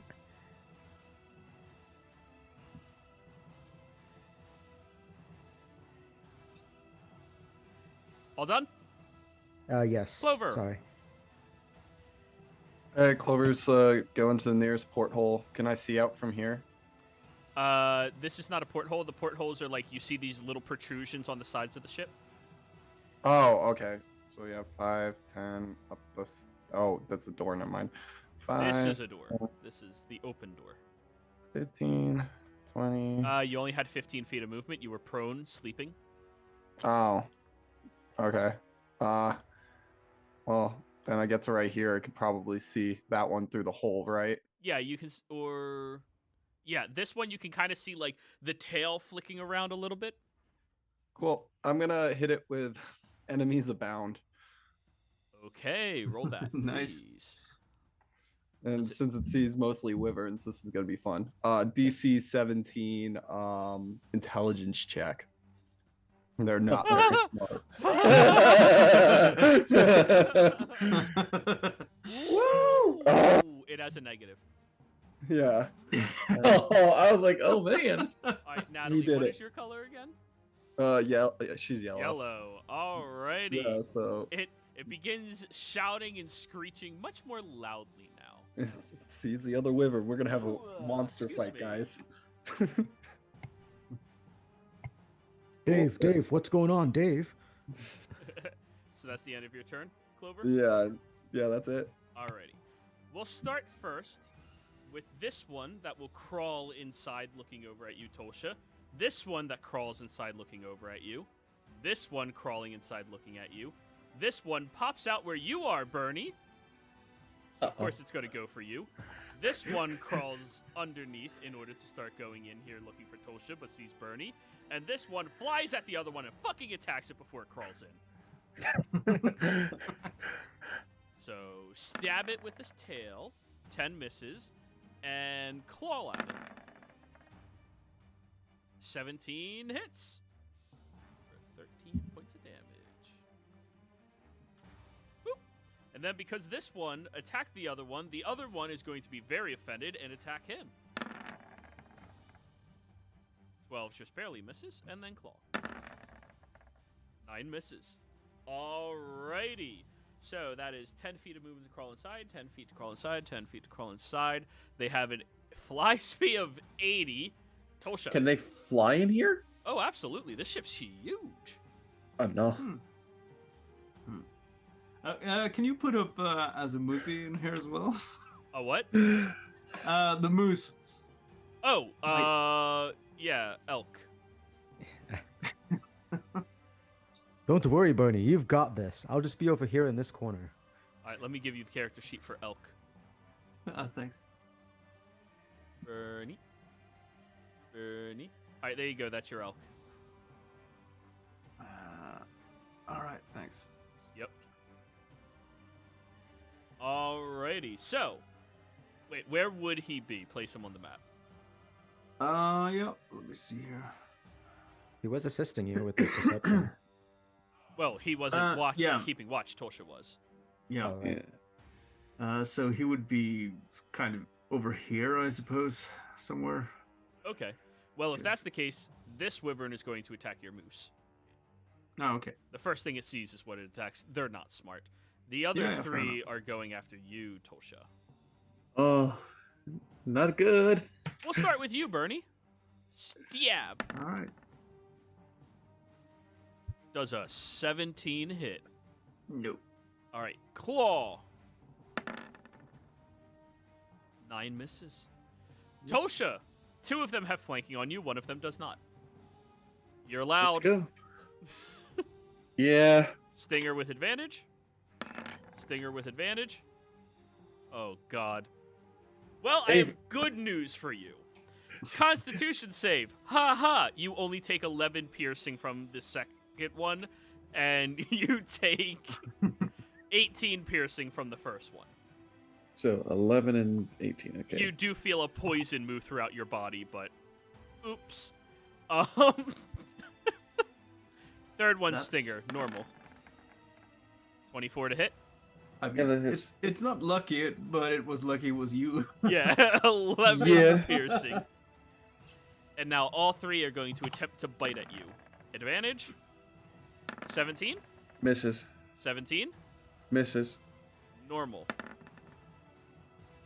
8. Misses. All Does he bite the right. other one by accident? No. Darn. We don't do critical fails.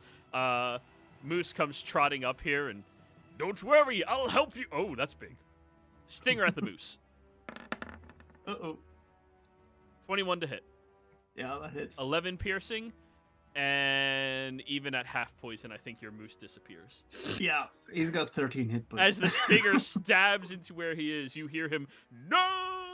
That's As a he just Moosey! disappears from existence. But the next one will be Azatusi. And now he becomes a Vengeance Paladin. Yeah. All right, Tosha. that was all it took to push me over the edge. Bonus action. Move this here Yup. to make an attack at the wyvern. Alrighty. So you have a spiritual weapon at 4th level.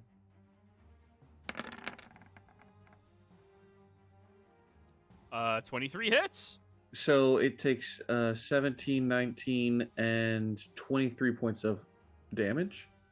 Good chunk. And then start from this point here in a 20-foot radius, so it doesn't hit Bernie. Actually, I'll do right here so he has a bit more maneuvering. I'm going to cast Exsanguinating Cloud. Cloud. I finally get to Cloud. cast this. They need to make a Constitution save. Wait, Incinerary Cloud? No. Exsanguinating. Exsanguinating. Is that your own flavoring? What? It's one of the ones that you approved. Oh, okay. That's why I don't have a thing for it. Cool. That Yep. makes sense. That's fine. This is my first time I finally be able to cast it. Whee! All right, we're just going to use Cloud Kill, okay? That's fair. Right there, good? To hit these 3? Yeah, to get those 3 in that way they had enough room. Alrighty then. So, So all 3 of them need to make Constitution saves. Constitution saves. Ooh, they're good at these. Let's go. Alrighty. First, top, middle, bottom. Fail, They fail, all fail. so they all take 25, 27 32 points of necrotic damage, and they all gain a point of exhaustion. Where'd you get the extra 5 damage from? Bloodletting focus. Oh, okay. So 32. 32, and they all gain 1 point of exhaustion. Nice. Their ability checks are worse. Alrighty. As you just see this red, rose-colored mist just start coming out of where she pointed, and you just see blood starting drained from these 3 wyverns. And then, since the ship is moving forward, the cloud slowly makes its way back towards the rest of the party. Oh, no, No. no, I'm not that much of a dick. I would not run a combat like that. Holy fuck, that'd be exhausting.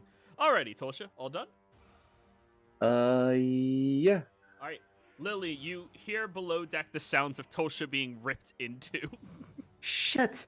And Lily will run back down since she's like, she only got to the top of the stairs, I think. Yep, so that's another she'll 10 run feet back down. down. Doot, doot, doot, doot. 10 feet down. All right, that's only 10. So 15, 20. Wait, god damn it. Ah, no. I'll just go from here. It doesn't matter. 15, 20, 25, 30. Can I go right there? Yes, you can. And I can see Tolsha because she's not in the cloud. That's Correct. heavily obscure, right? Correct. Seeing this and seeing that, she's gonna say, "Get away from her, you son of some bitches!" And we'll pull out a device, dropping the net to get Tolsha out of there because that is a bad place to be. If Tolsha would like to fail, or maybe go against that. Tosha, you feel a draining aura emanate around you. What? No. Sorry, a quaking aura around you as she's pointing at you. Better than here, I'll fail. and- Alrighty, where do you put Because it? I have experienced this before. Yeah. Literally just right next to Lily. Blink. And thankfully, Right there. Blink. those 3 wyverns are in a heavily obscured area. And they have disadvantage on perception to see that she's not there. Tosha just Mhm. pulled a Looney Tunes. I think. Thank you, Lily. Alright, all done, No Lily? problem. Bonus action, tell Misty to get down here and fuck those things up. Yes. Misty help. 40 feet of movement. So All right. 10. Oh, god damn it. So let's see. 10, 15, 20, 25, 30, 35, 40. And yeah, that is then Lily's turn. Alrighty, Bernie. Yep. I'll bonus action cast Shield of Faith, and then I'll move around a little bit to get slightly away from these others here, and attack this one. Alrighty. Go over there, and where's my? There we are. Yeah. Nice. That's what we like to Nice. fucking see. The duality of the dice. I'll put a smite on that. How dare they attack Awesome Moose?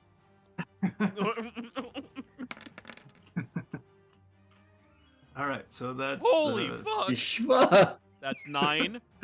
That's 9. That's 11. That's 26.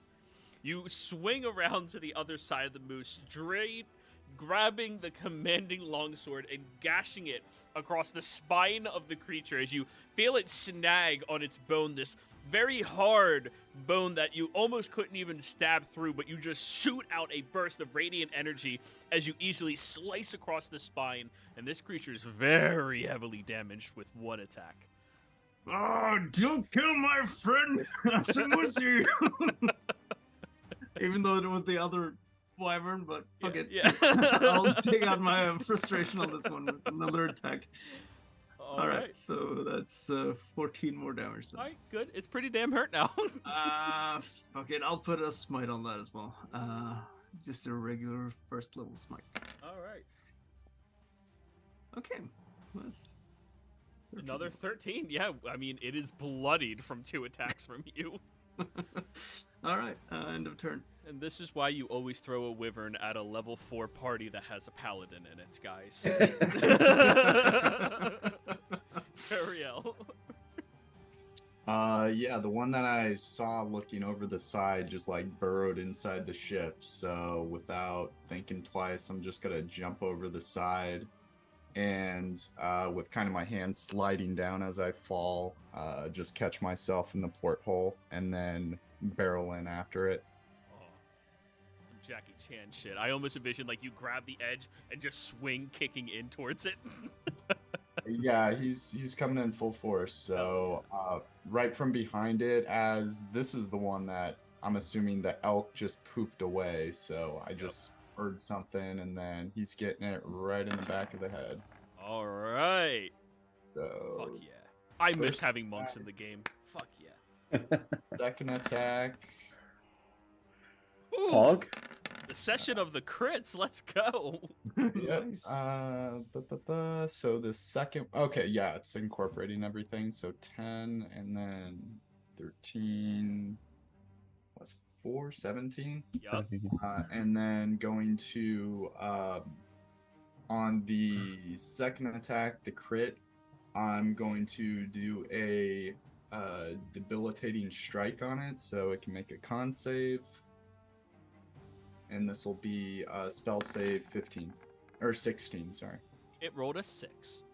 All right, it is blinded then until the start of my next turn, and then I'll make these last 2 attacks flurry of blows at advantage. 22. Okay, that hits. Okay.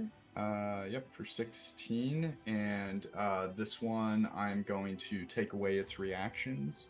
Mhm. And then the last one, 22. Okay, another 12. It can make a dex save or fall prone. Dex save at disadvantage because it is blinded. Yep,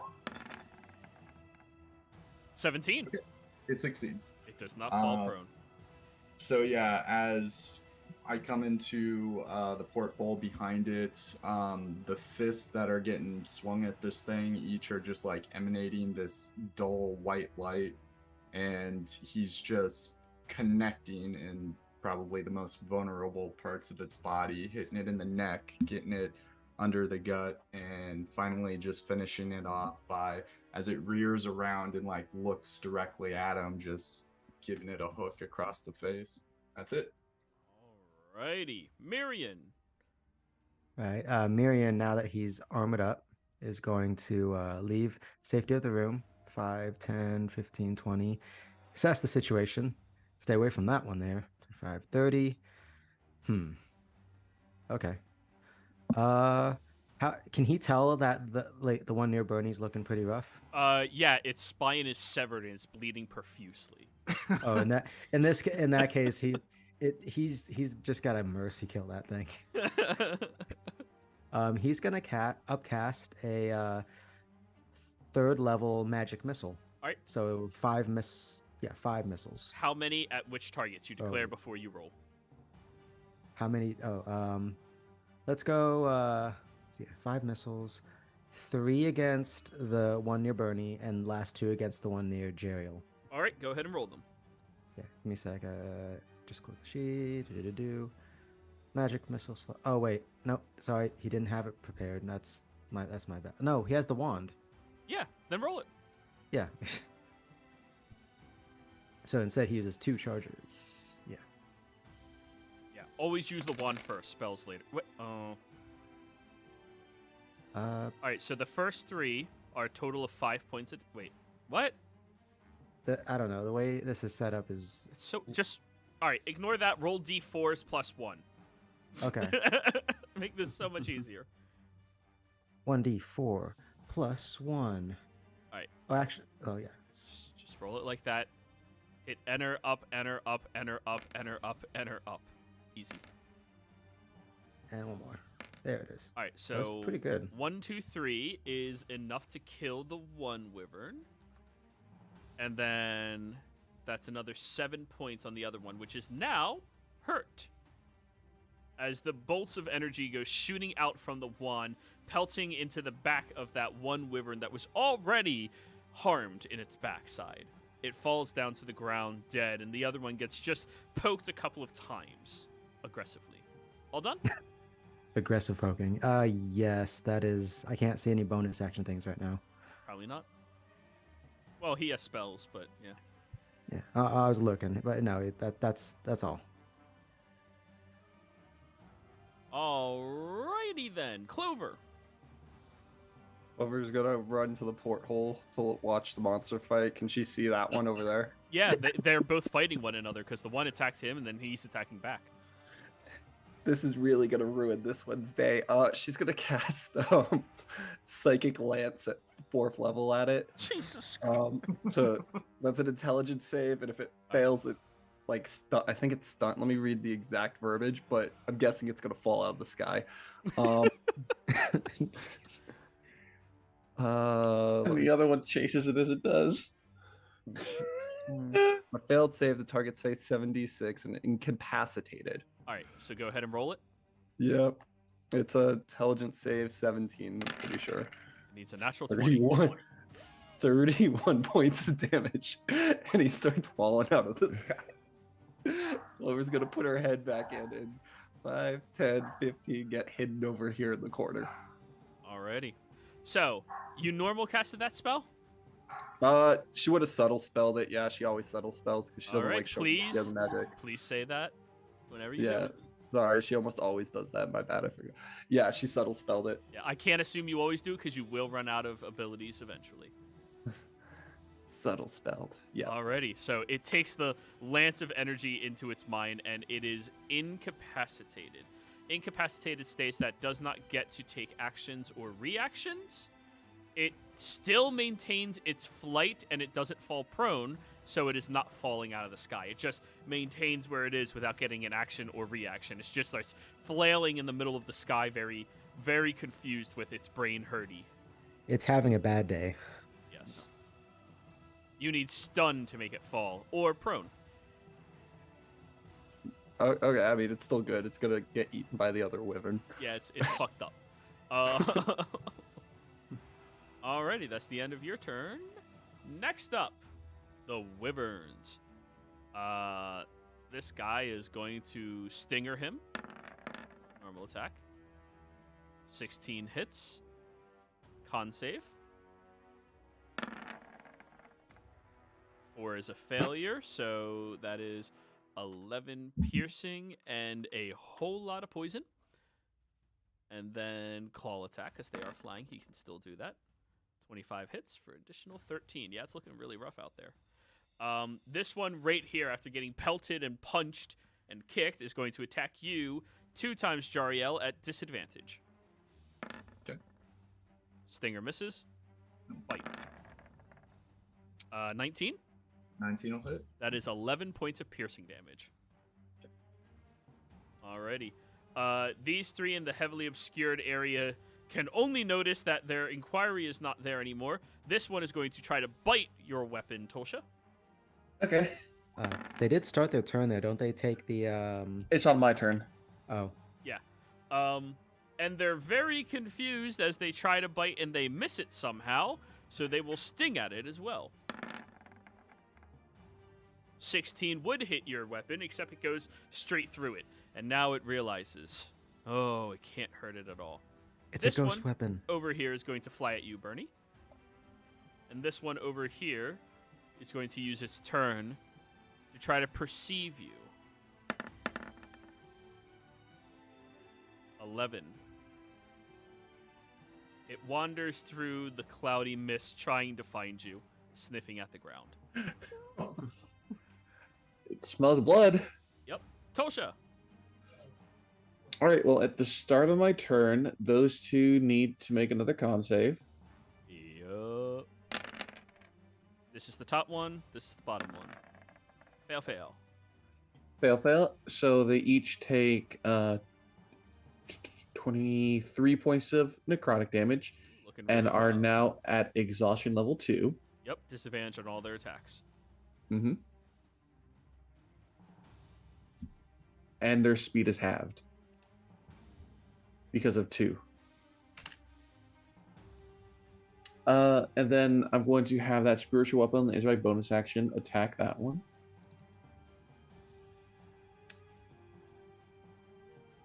That was a 4th level.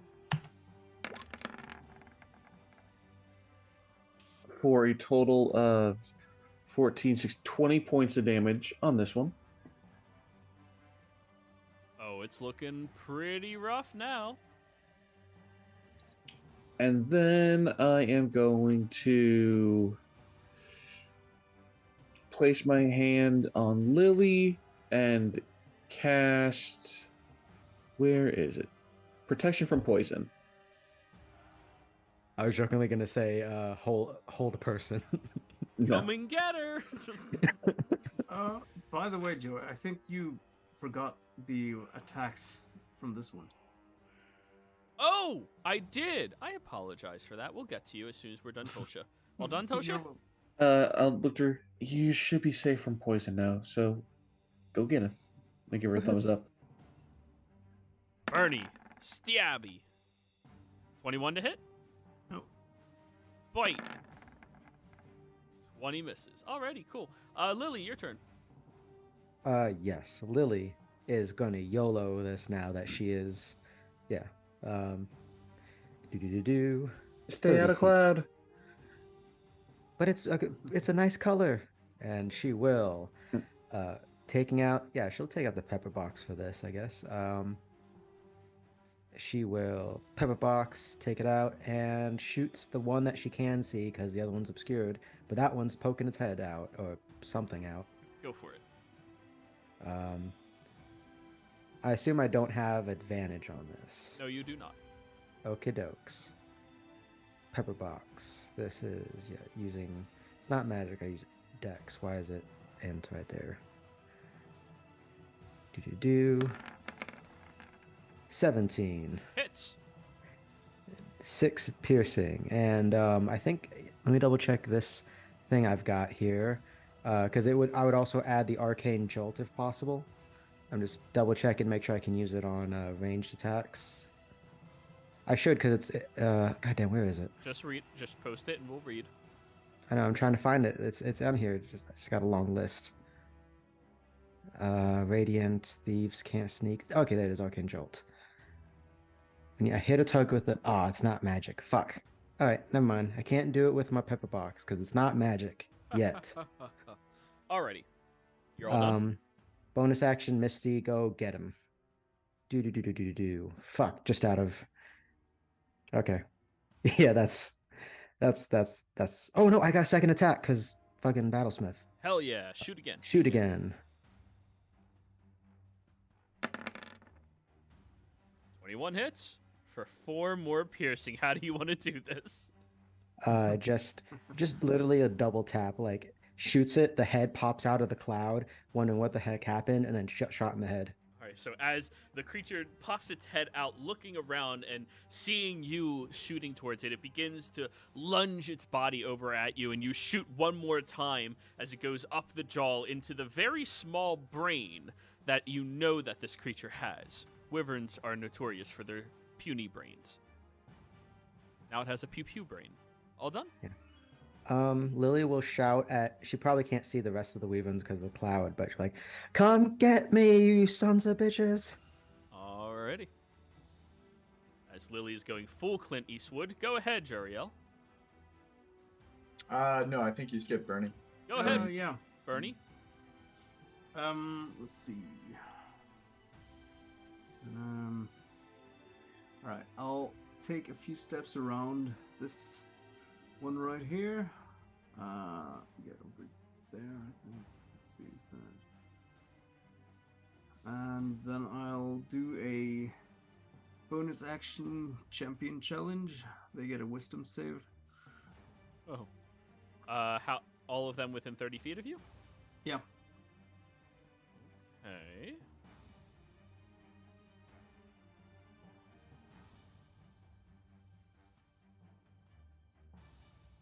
That is 1, 2, 3, 4, 5. DC's 18. All 5. All right. So top next to you, 2 out the window, and then the bottom one. Right. Since that's 5, we're just gonna do 1, 2, 3, 4, and then 5. All right. So 1, 2, 3, 4, and then 5. What's your DC? 18. 18. So one of them was successful. So you need to be marked with Bernie.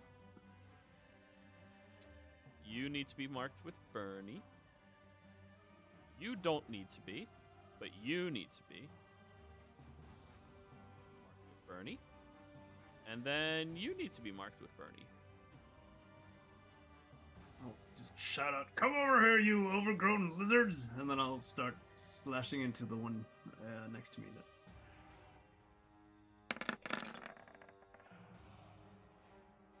12 misses, I assume? Yes, it does. Just Alright. barely, though. Oh, okay. 23 hits. Yep. That's bad damage. I'll do a smite on that. Go for it. First level. No. It's hurt. All right, that's my turn. All right, Juriel. Yeah, after this one, snap back at me. I'm just gonna give it kind of a primal draconic yell back and then continue putting it in its place. So coming down with a few more attacks. 22, have it do a con save. Alrighty. Succeeds. Second attack.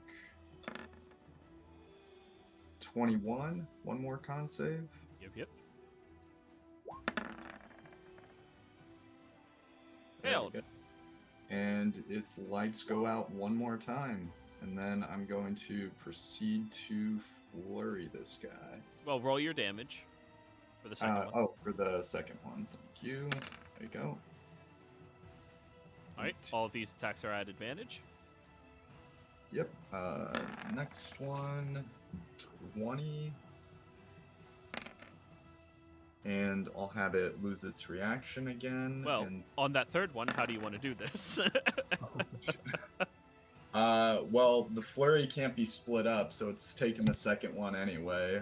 Once he connects with a couple hits and the thing just falls lifeless, he smashes it a bit too hard, and it probably cracks into the floor. And then he just kind of looks over and starts dashing up to Bernie here. And you can just see that he's very full of life. That's it. Alrighty. Next up, Mirian. Mirian, hearing seeing that this is taken care of pretty well, the center stuff, here's the things outside the ship, and we'll go to the porthole to take a look out, and sees two of them battling it out. One of them looking much rougher than the other. Having a stroke of an idea that also might be ironic, he is going to cast Polymorph on the one with the most health. DC 17, I think it's a con save? Which one? What? The one out here? That one. Okay. How high up are we again? More than 200 feet. Okay, yeah. Yeah, that one. And he's going to try to polymorph it into an elk. Wisdom save?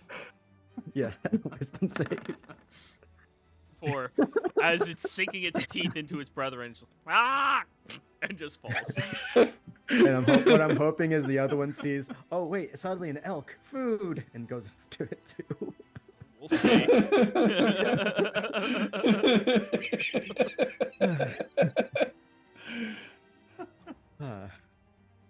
All done? And then, 15 feet back to more safety, and then I'm done. Alrighty. Clover.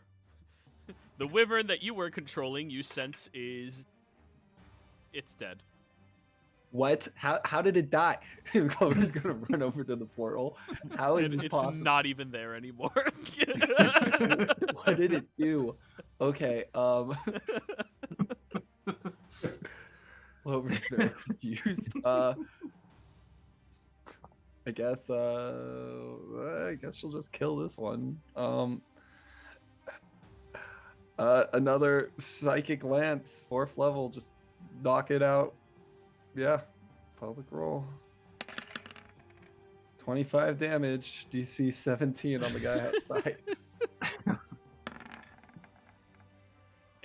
Its head explodes and it just falls down towards the ground. Oh yeah, that was also subtle spelled. Sure. Just so nobody sees that Clover uses magic ever. Okay, and Back in. Just gonna stand here in the corner and be like, "Well, that was a weird turn of events." Looking at Miriam. I'm just imagining from an outsider perspective, like someone sees like, oh my god, the Weaven's confused because the other one like turned into an elk and it thought so hard its head exploded. It's like, so that's why wyverns don't have high intelligence. Wyvern's turn. This one with half movement. Ooh, I actually have to measure that. Okay, yeah, I can get to you. They can't get closer to Lily. Why not? It's, Oh, it under has the to go champion at challenge. you, Bernie. No, it doesn't have to. It just can't go farther away from Bernie than 30 No, feet. it goes after Bernie. Yeah. Alrighty, Bernie, you got 2 of them coming at you. And they are tactical enough to flank. Hey. Let me just X these 2 out. Polymorph one-shots in aerial combats. Alright, Bernie. Advantage on all of... Actually, let me look at exhaustion. 2 does not give it disadvantage on attacks yet, right? 3 does. 3 does. Alright, cool. Alright, first stinger at advantage. Second stinger at advantage. 22 to hit. No. Alrighty. Shield of Faith. Bite and bite at advantage. Alrighty then. These things do not worship Lady Luck. Tosha. Well, I can feel that they're not in there, so I'm going to drop concentration on the cloud.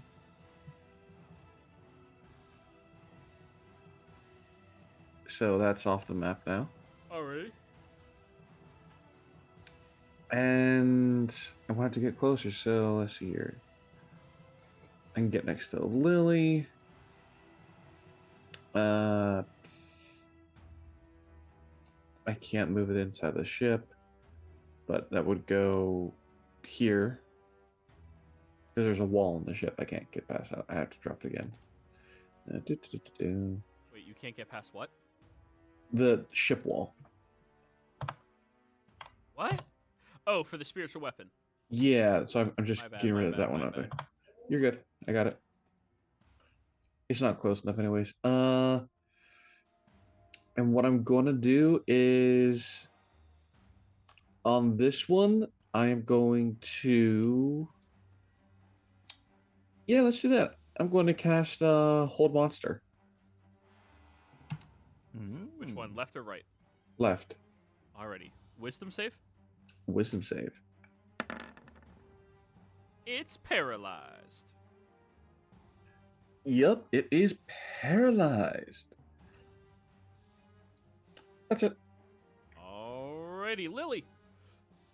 Yeah, Lily, seeing that now that she can see clearly now, the cloud is gone. See, how much do I need to go for that? What do I need to be? Actually, no, she doesn't have to worry so much. Just try not to hit Bernie with it. Oh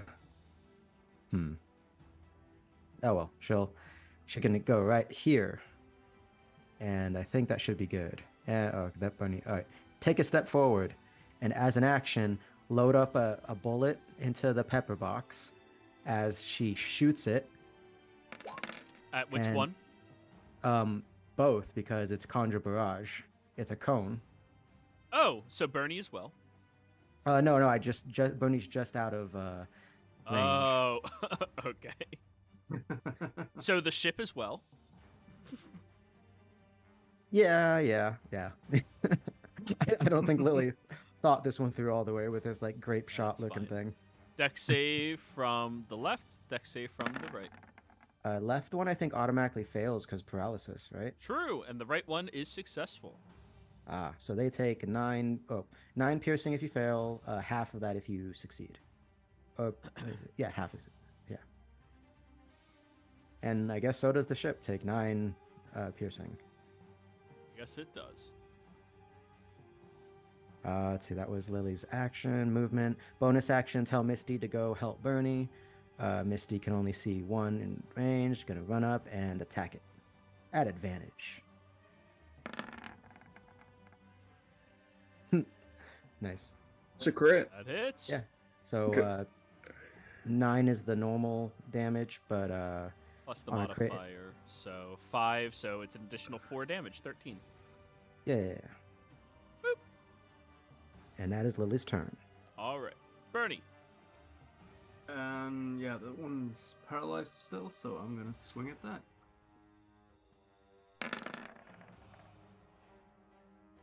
15 hits. Well, is it auto crit when it's paralyzed? Yes, it Yep. is. All right. So Roll putting the those smite on dice that. again. Yep. All right. I'll just roll the regular dice first. 2 additional so- d8s. Yep.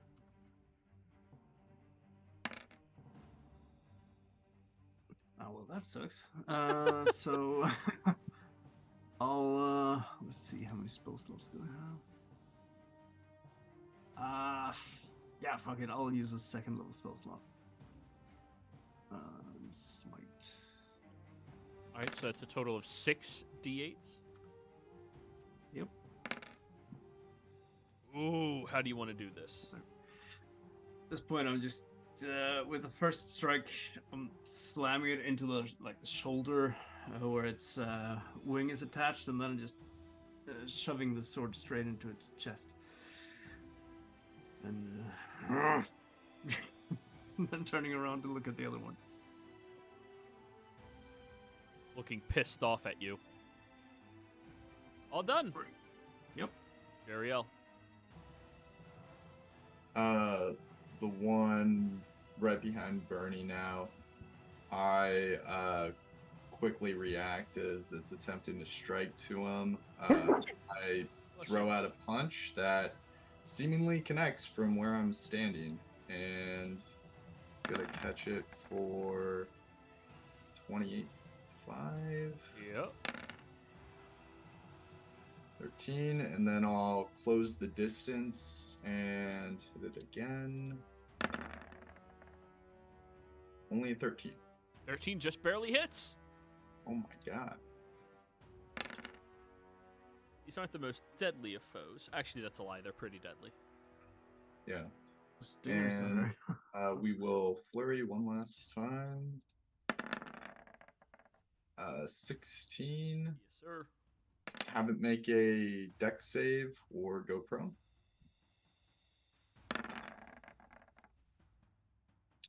It's fine. And then last attack for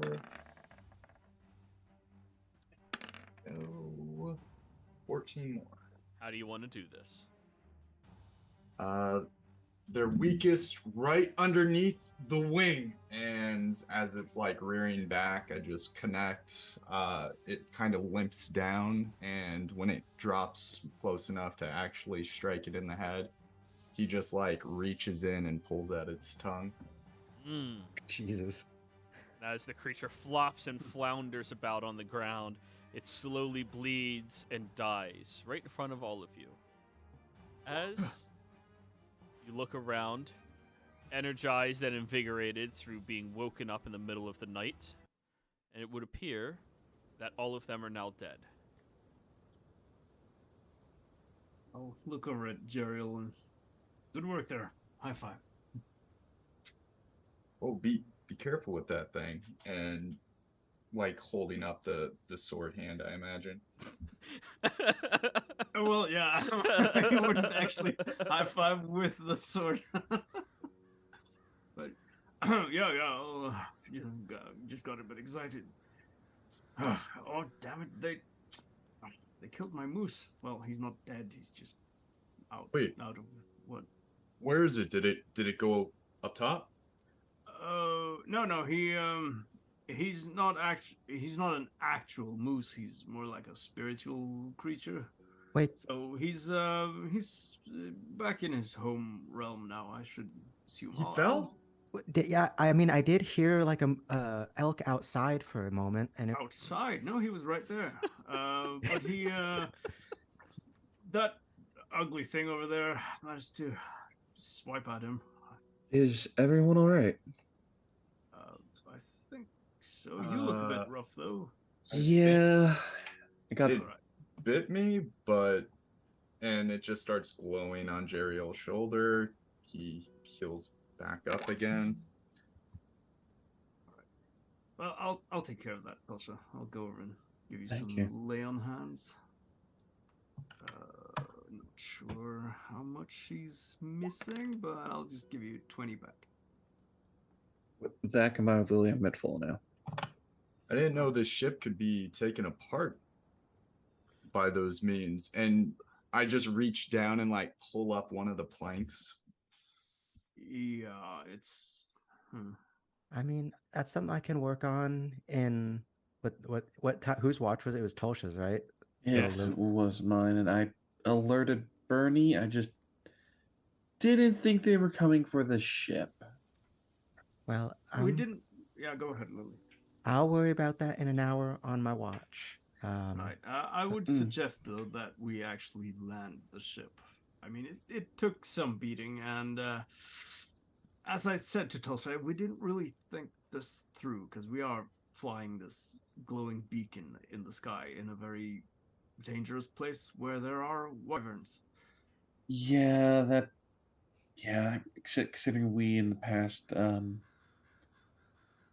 have to deal with wyverns. This is a new experience for us. Yeah. I mean, if you keep some of the bodies on board, or maybe take a few of the heads and just decorate them, I'm sure that might scare some things off. Or you can throw the carcasses over if something comes along that's looking for a meal.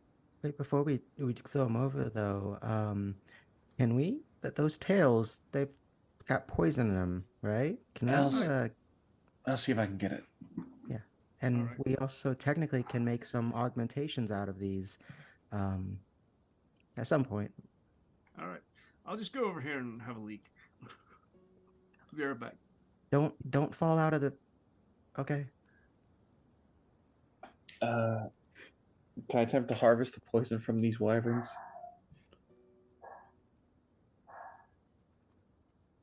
One Joey? second. I'm replying to a whisper. Okay. Sure. You have 1, 2, 3, 4, 5 bodies that are in reasonable enough shape. Go ahead and, well, this would be something you would do over like the course of an entire, like, hour or two. If you all are willing to, after landing the ship, take an additionally long morning, you could do this without getting exhausted for the evening. Yeah. You guys That cool with sounds that? reasonable. Okay. Yeah, I mean, if we're doing that as well, I think Miriam would probably start harvesting some things for augmentations because we do have gems for that now. All right.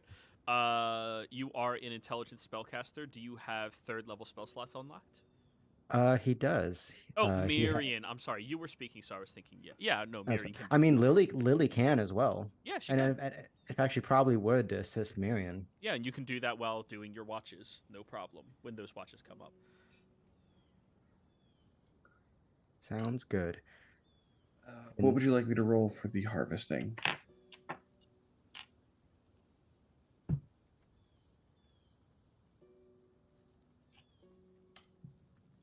Yes, I do have poisoner's kit.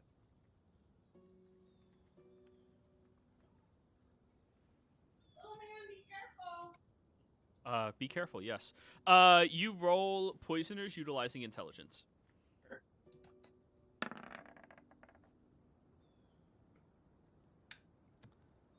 An 11.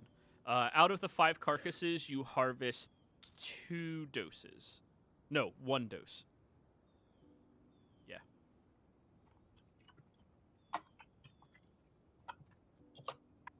Okay. Must have used most of it fighting us.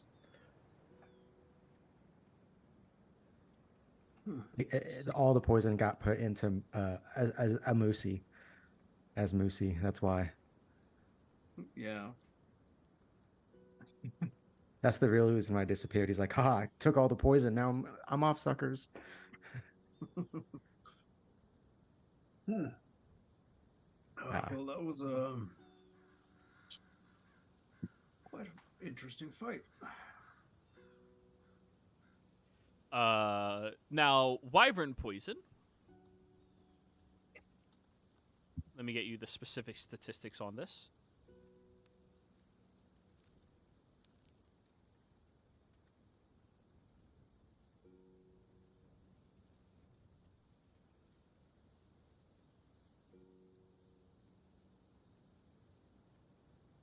Okay.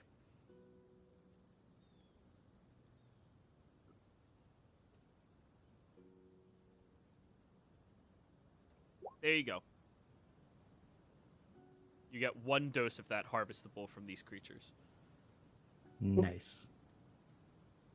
Which, for anybody watching who can't read that, wyvern poison, injury only. This poison must be harvested from a dead or incapacitated wyvern. A creature subjected to this poison must make a DC 15 con save, taking 7d6 poison damage on a failed save or half as much on a successful one. And that's all you could really harvest from them, unfortunately. Okay. So. Yeah. Yep. Let's get this ship down to the ground then, and see if we can't find a place to set up some sort of camp. Already.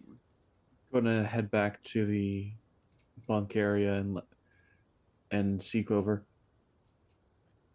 By the time you are done harvesting and get over there, she's back into her bunk. Clover. Yeah. We're getting ready to find a place to land. Well, okay, why are we landing? So we don't get attacked by wyverns again. We're going to make camp on the ground. Isn't there just as many dangerous things on the ground? Yeah, probably. Lily says as she walks in. Yeah, like. But there's less of a worry if, considering I don't think any of us wants to fall out of the sky at night to our doom. I mean, it'd be easier if we had a smaller ship, but you know, whoever originally had this ship, and then made it a ghost ship, thought bigger was better for some reason. Well, I mean, there's reasons behind that, especially for when moving. It's a warship. Not to mention it can hold a lot of cargo and among other things. Yeah. Anyways, just want to check in on you, Clover. You just kind of left at the last. I didn't see you there, and I thought you might be. Well, are you right? Oh, I'm okay. I just tired. I wanted to get back to bed. You didn't get stung, right? Because we've Tolsha's got a thing to help that because it's wyvern poison, you know. Oh no, I'm very not noticeable in combat. I've noticed every time people try to fight, I'm usually the one they never attack. In fact, it's kind of fun. That's good because I would rather you not get attacked. Plus, I was really confused during that fight. Like I had one under my control, and then all of a sudden, like it died. It was winning. I swear it was winning. It was beating up one of the other ones, and I don't know what happened, but it died. I got a feeling in my head it was dead, and it didn't get hit once. Maybe it was like an underdog story situation where, you know, like with the losers getting beaten on, but then last minute, just that last rush of adrenaline and like a lucky punch, and then it's like out kind of thing. Except I don't know. I really thought I incapacitated the other one. Like the other one was just getting really bullied. It just made me question my magic for a second. I mean, do you want to talk about it? No, I'm just, like I said, I was just trying to I don't like seeing all these dead things. Plus, that new guy just ripped out something's throat, so that was that was fun to watch. Yeah, just do you think the boat like cleans itself when it disappears in the morning, or is it gonna be like covered in blood when we get back on it?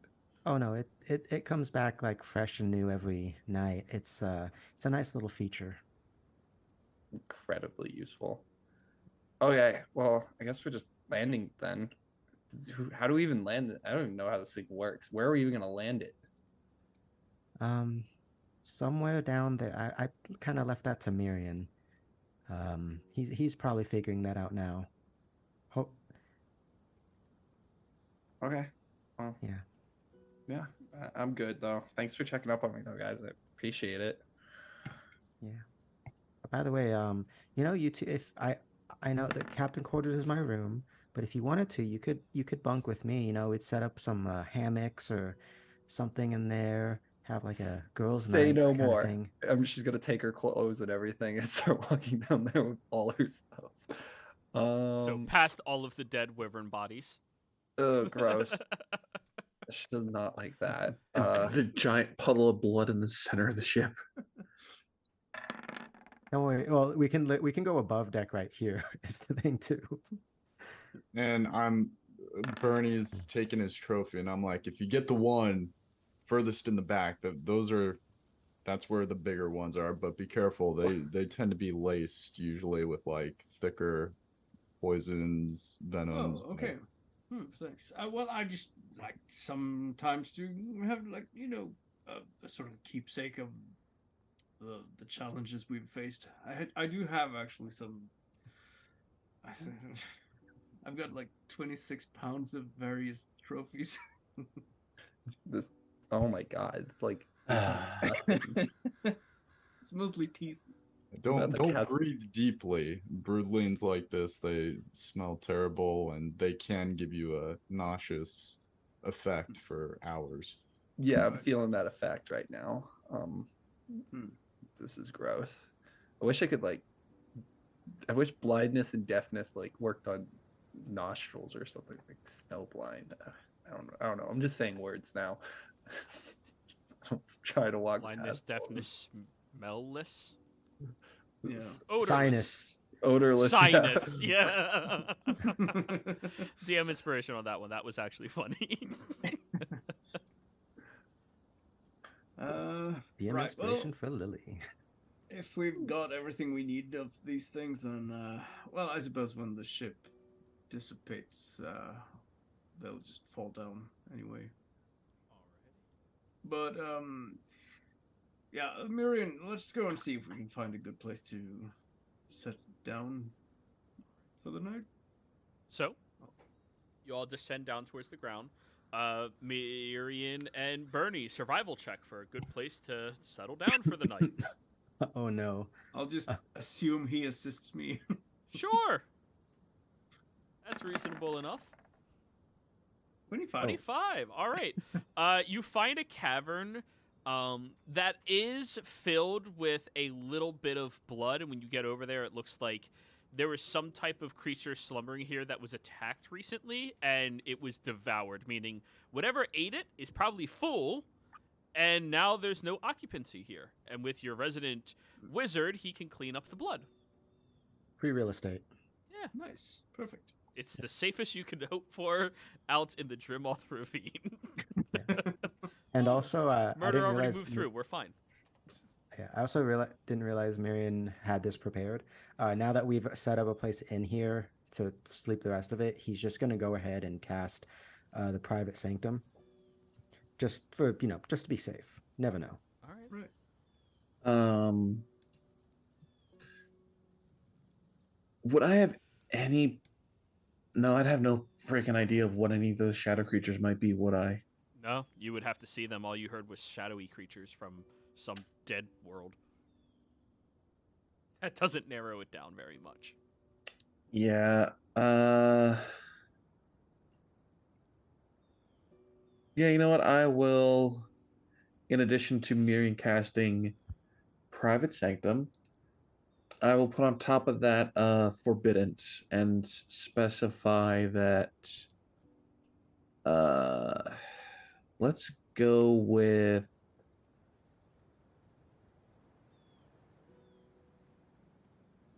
I probably have to say Elemental.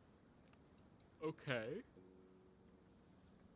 So I'm just going to the max area I can, that for 40,000 square feet of floor space, nothing can teleport in or out of the area. And because it's only the 1 day one, it doesn't consume the components. It only consumes the components if I cast it for 30 days on the same spot.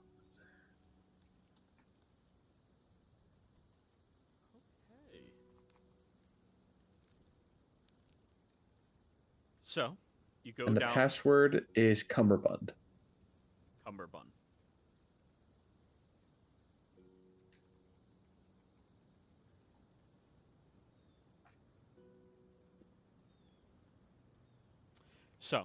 landing down, getting into this nice little cavern.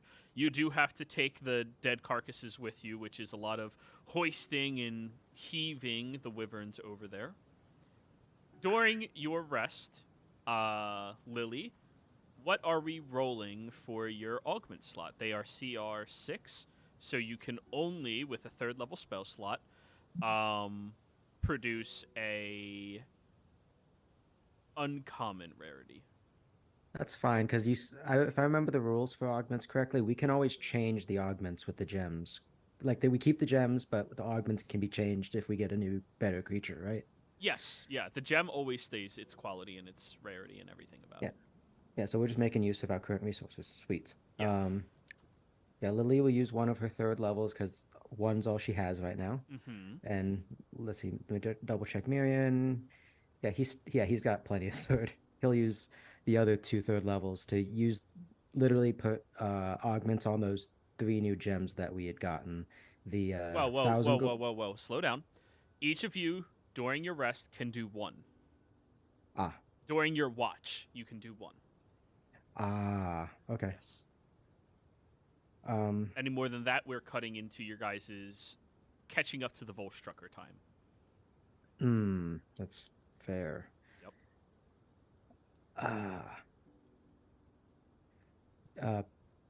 Yeah, I guess I'll ask later on the map where we're at, but I think in this case, Miriam would probably be like he's got if I checked his sheet, he's got an earring that is not being used. It's being used, but the slots aren't being used on it for augments. So he'd be trying to get some augments that can go there. Tell me what gem you use. Let's go with the. I have the sheet, but I always have issues figuring out how it works. Let's go with the obsidian. What was the 1,000 gold? No, 800.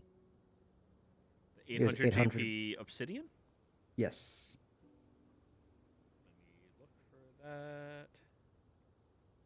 All right, so that could make a higher quality, but that's not that.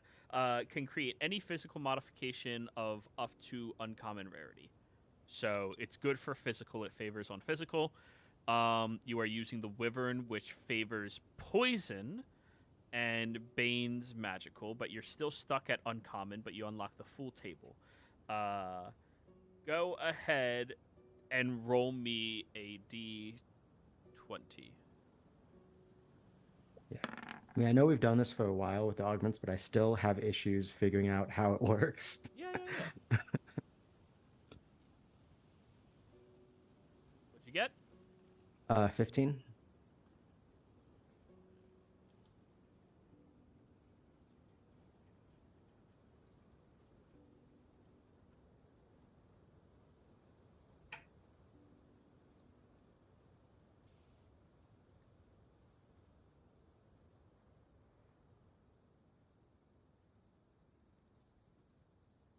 Oh! Wow, that's actually the first time we got this one in a long... ever.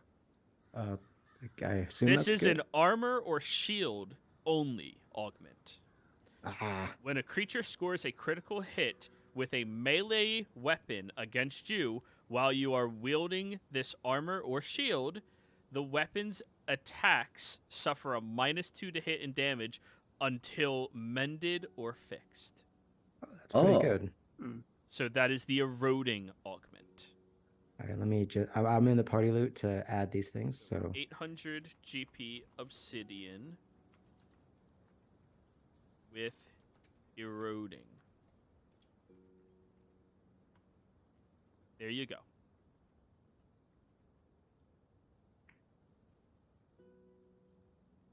neat. Well, I know someone who has a shield with an open slot. And who gets Well- hit in melee quite often. Well, unfortunately, they're not with us. They're like Kurt's all the way back at the Menagerie Coast. So. Oh yeah, no, I was talking about Rurik. You know. Oh, yeah. Oh yeah, Good point. He has a really nice shield. He does. Uh, but yeah, no, that's definitely a augment that That's a Miriam good augment. would give Bernie and stuff. One stipulation I never added into there: a weapon can only have one debuff on it at a time from eroding. So if they crit you 3 times, they don't just like. Right. Yeah, Okay. it doesn't stack. Yeah, is essentially it what does you mean. not stack. Yeah. All right. That's fair. I mean, -2 still like Hell yeah, dude. That's awesome. That's the difference between a CR12 and a CR10. Like.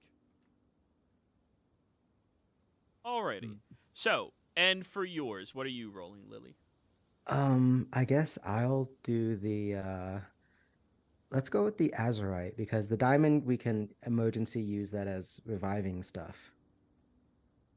So, which one are you doing? The Azurite worth 1,000 GP with for yeah. Alright, so.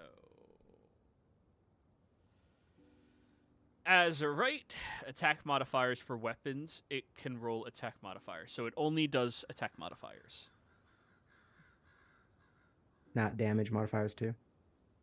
Uh, Like essentially what I mean is so like those ones are utilized for the fixed table, where you could be like, I'm going to guarantee myself a +1 to hit and damage. That's what they do. Yeah. Okay. Yeah, I'll roll for it because I just want to see what. Yeah. Well, that's the thing. At uncommon, that's all it could roll.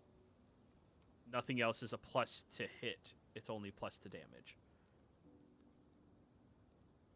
So you could guarantee yourself a +1 to hit and damage. For ranged or for physical weapons. Well, that one's you said is guaranteed, but what's not guaranteed but possible? With Azurite, you only get the guaranteed ones. Unless you're at a higher tier table. The uncommon table doesn't have anything like that. So that's all you Well, can shit. Okay, well, I think that's still I think might be worth it. So only for attacks. Yes, +1 to hit and damage, melee or ranged. Which one do you make? Melee or ranged.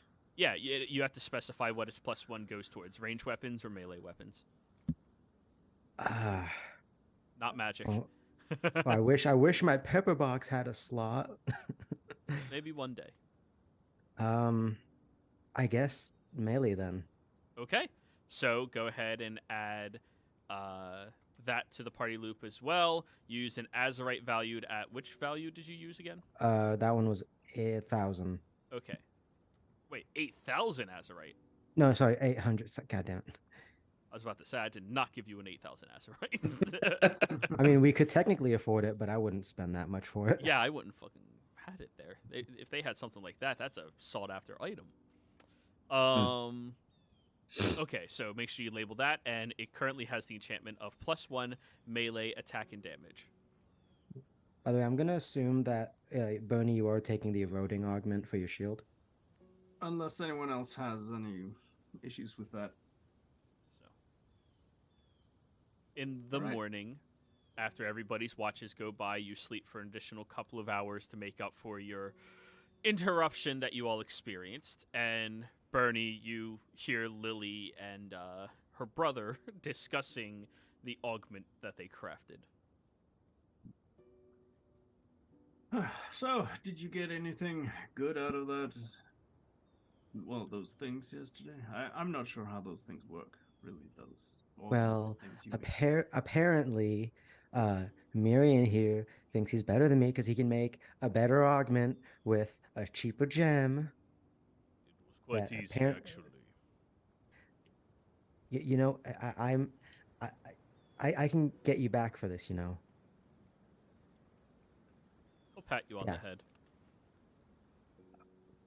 Don't patronize me.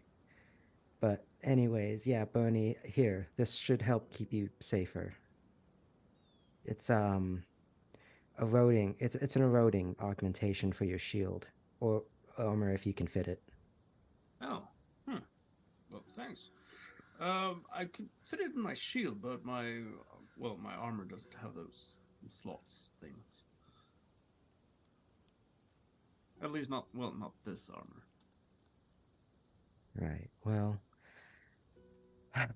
anyways, we sort of gave that Volstruck a little bit more of a lead thanks to working on this, but we'll be more prepared now. I mean, we did travel a good distance on the ship, so We did catch up quite considerably. And I think actually it might have been a good thing that we were attacked so early in the night.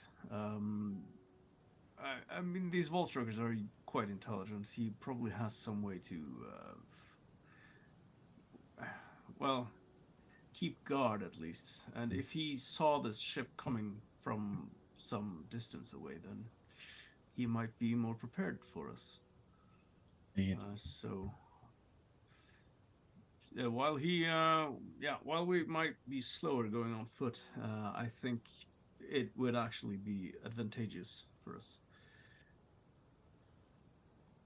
Right. Now, remember on foot, watch out for basilisks. I believe they can turn you to stone, so Well, that's Wait, is that like their venom? no, I think that's through gaze. Jeriel, you're the expert here. Hey, Jeriel, you're the expert here.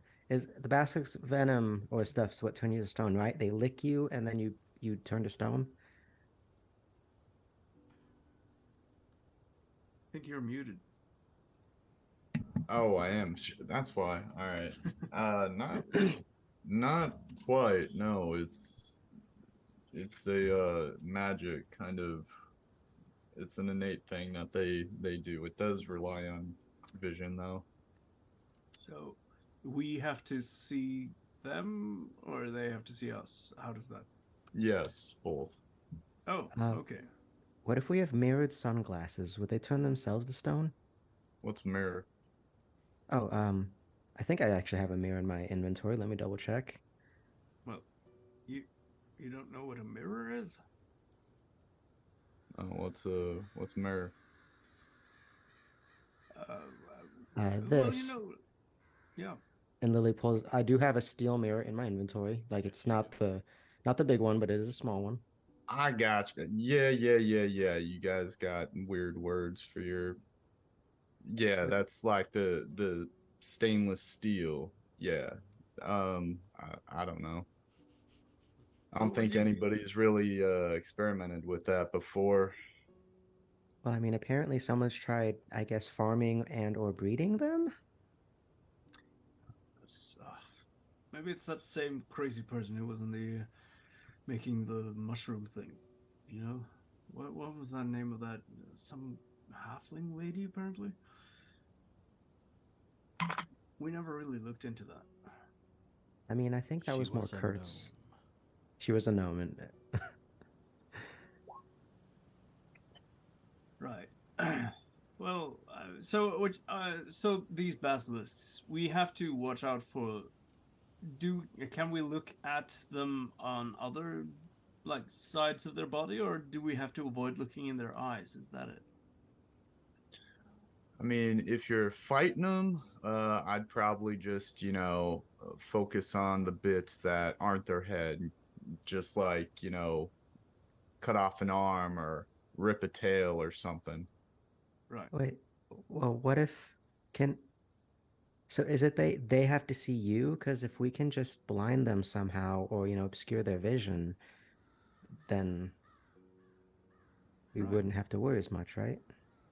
Maybe you could create some sort of like a net launcher. Well, not a net, but something that encapsulates the head, and then we can just hammer it to death. You mean literally attach some of our blankets to these nets I've been carrying around? Well, sure, that works, I suppose. Oh, well, you're the expert on that kind of crafting. I mean, you're right. Right.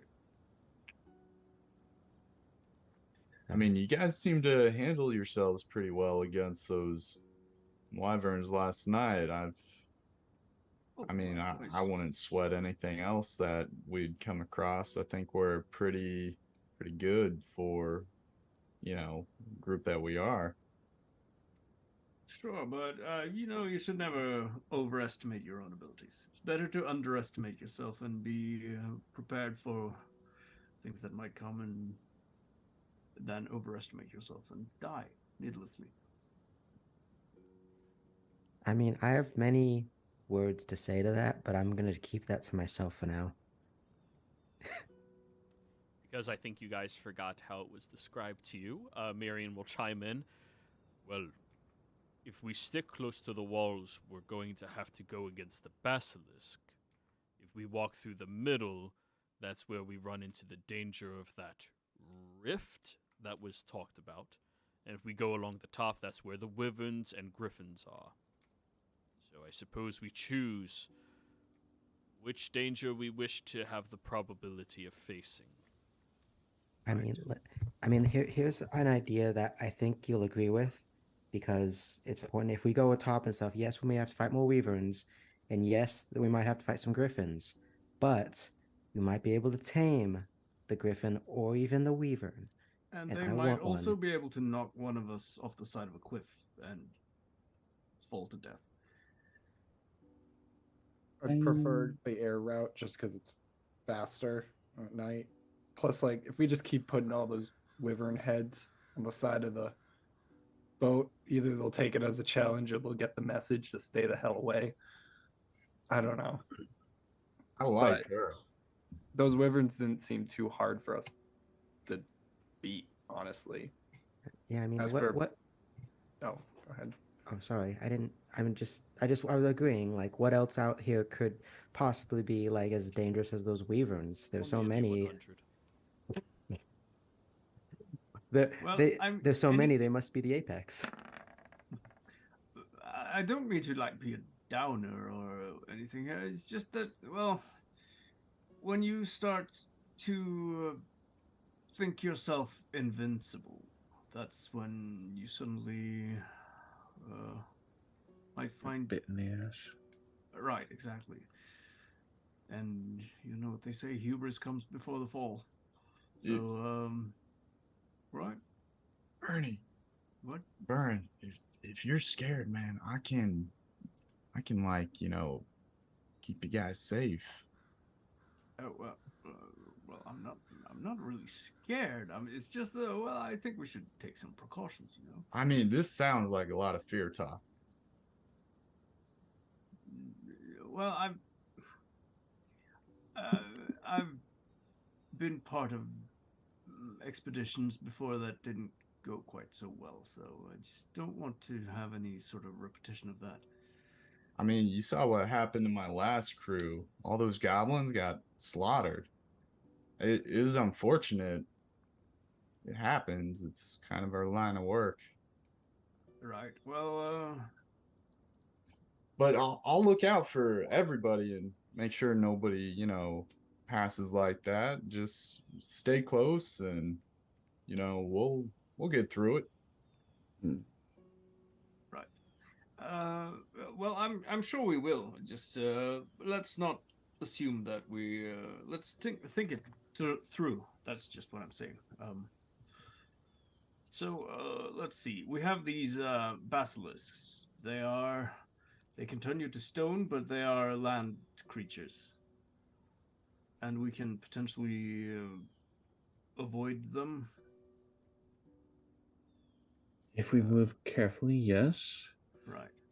There's the rift in the center, which if we stay 200 feet away from, or we should be fine, but we don't know where in the center it is, so we can travel the center and just be careful once finding it. I mean, the rift. Is it a rift to somewhere, or is it just a big old crack in the ground?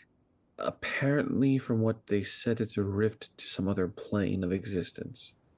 I mean, that sounds really cool, and I kind of want to see it, but also that does sound incredibly dangerous.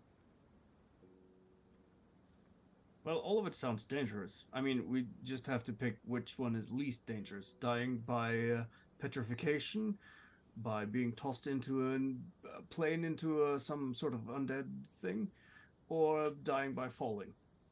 Petrification is probably the least dangerous one, as I can fix it for 2 people a day, or 3 a day. Wait, I mean, that's magic. Is there another way to fix petrification? Because usually it's kind of like snake poison, right? If a wyvern poison too. If it can poison you, you can usually make some sort of like anti-venom from it. Can you do that with basilisks? And what I need to roll for that, Joey, if there's like Since I imagine basilisks can't turn other basilisks to stone, there's got to be an anti-petrification substance to them, Roll or magic. me a nature check. Maybe session advantage. Sure. All right. 27, natural 20. The easiest way for me to tell you this is usually creatures that have the ability to use innate styles of magic, they usually also innately are immune to types of effects such as that. Or they can choose who they transform and who they don't. So they would just choose not to do it to a creature similar to them. Probably because they're low intelligence and look at it and go, oh, that's just me in a reflection.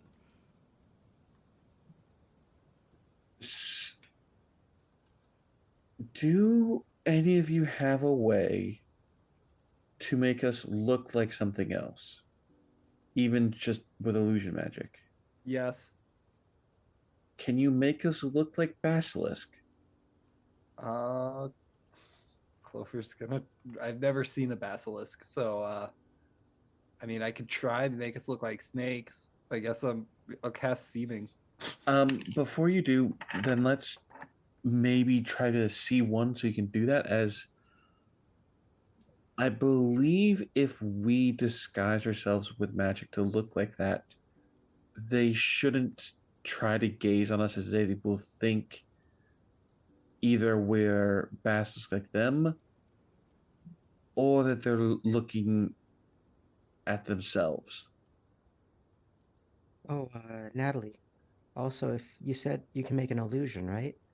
I don't know if you've got anything else that you can use, but use this, and Lily will get out of the bag of holding the illusionist mantle that I believe we got from the Volstrucker, and it allows you to maintain concentration on illusion spell, so you don't have to. Oh, that's amazing. Can I please have that? Yeah, it's in the party loot. It does require attunement, I think, from what that says. Where'd you guys get that from again? I believe it was from the illusionist Volstrucker that killed John, which Yeah. we leave out. Yeah. We 'Cause I leave think out. he was using it to do dragon and something else, and yeah, multiple illusions. Alrighty. So you adorn the mantle, which is like almost like a graduate's mantle that would go over their head and over their shoulders to like accent down their body.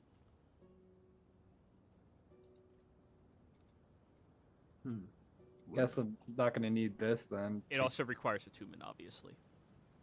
Guess I gotta unattune to something. Takes up the dagger that's like very cursed. The one that'll kill you. Oh. Damn.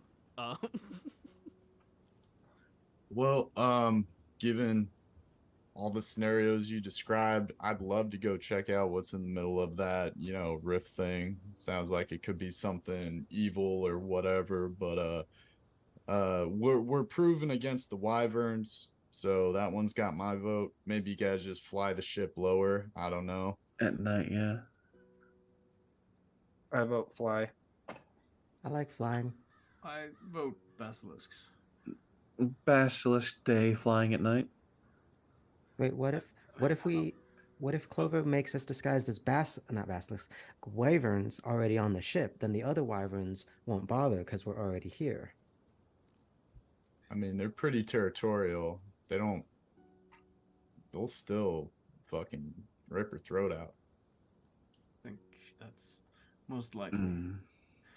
The thing I'm most worried about, I think, is that rift.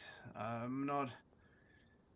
If that is some opening to some other plane where there's apparently a lot of undead, then I think that would be the most dangerous thing. And we're not equipped to handle that kind of planar incursion, I think. I'm no expert in these things, but I think that would probably require some larger expedition with more knowledge. Well, I mean, for the rift, we have to head back. to Zorzith Kittrell. So why don't we just, once we deal with the Volstrucker, where we probably have to kill him anyways, but keep his body, we just sort of scout out. We just kind of take a look at the rift as we're coming back to see what that's about and, report back on what the heck's going on there.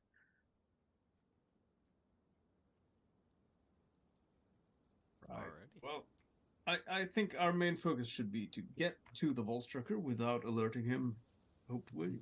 And the best way of doing that is by not flying a glowing ship in the night over an open terrain. So if we keep our if we keep to a subtle path, hopefully we can find one that goes along the ground. We might have to deal with some basilisks, but it sounds as if that is manageable. And if it turns out to not be manageable, then we'll do what we can to. We'll just be stone. It's fine. Well, hopefully not all of I- us. I can fix that, Lily. Don't worry. I I can know. fix that. Okay. And I have things ready that. To Worst quickly- case. Go Sorry, go ahead. ahead. Go ahead. That worst case scenario, should someone get damaged while petrified, I can fix you with stone shape. Okay, so to address those concerns real quick, we were informed that this is the player. We were informed that the Volstrucker had left Zarzeth Kittrell or was last identified how long ago, Joey? 4 days before you all arrived. Okay, because I didn't have the number of days on there, just I had previously spotted in Zarzeth. Okay, so 4 days prior to us arriving. What was the estimated travel time of us from here to Zarzeth if we were by foot? I'm sure that's what most people in Zarzeth would be familiar with, like traveling to the ruins of Draconia is not common, but done often enough that they know how long it takes to get there. How many days would we have travel? Between 6 and 7 days, sometimes a little longer if you run into a hiccup. Right. So I'm going to then communicate this as Jeriel that we're behind and catching up is going to get us closer. He's probably already at the ruins. So as long as we don't use the ship right up to the ruins, we're just going to be catching up on time. Okay, well, let's try one more night with the ship then, and if there's more or worse wyvern attacks, we'll do another consideration. One more night and you guys are guaranteed to be there.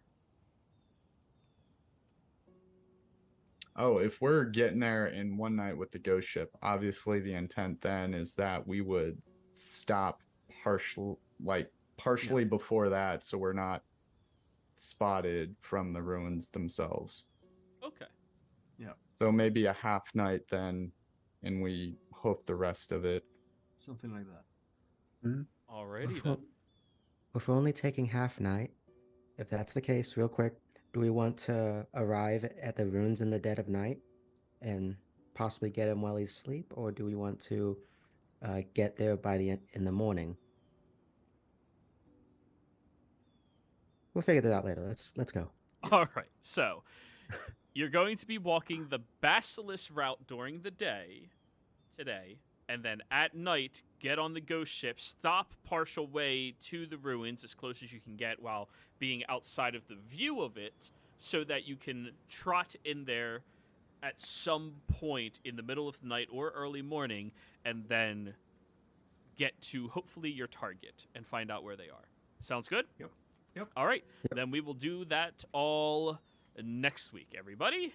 Thank you all very much for playing, and thank you all very much for watching. We'll see you next time. Goodbye. Ooh. Ooh.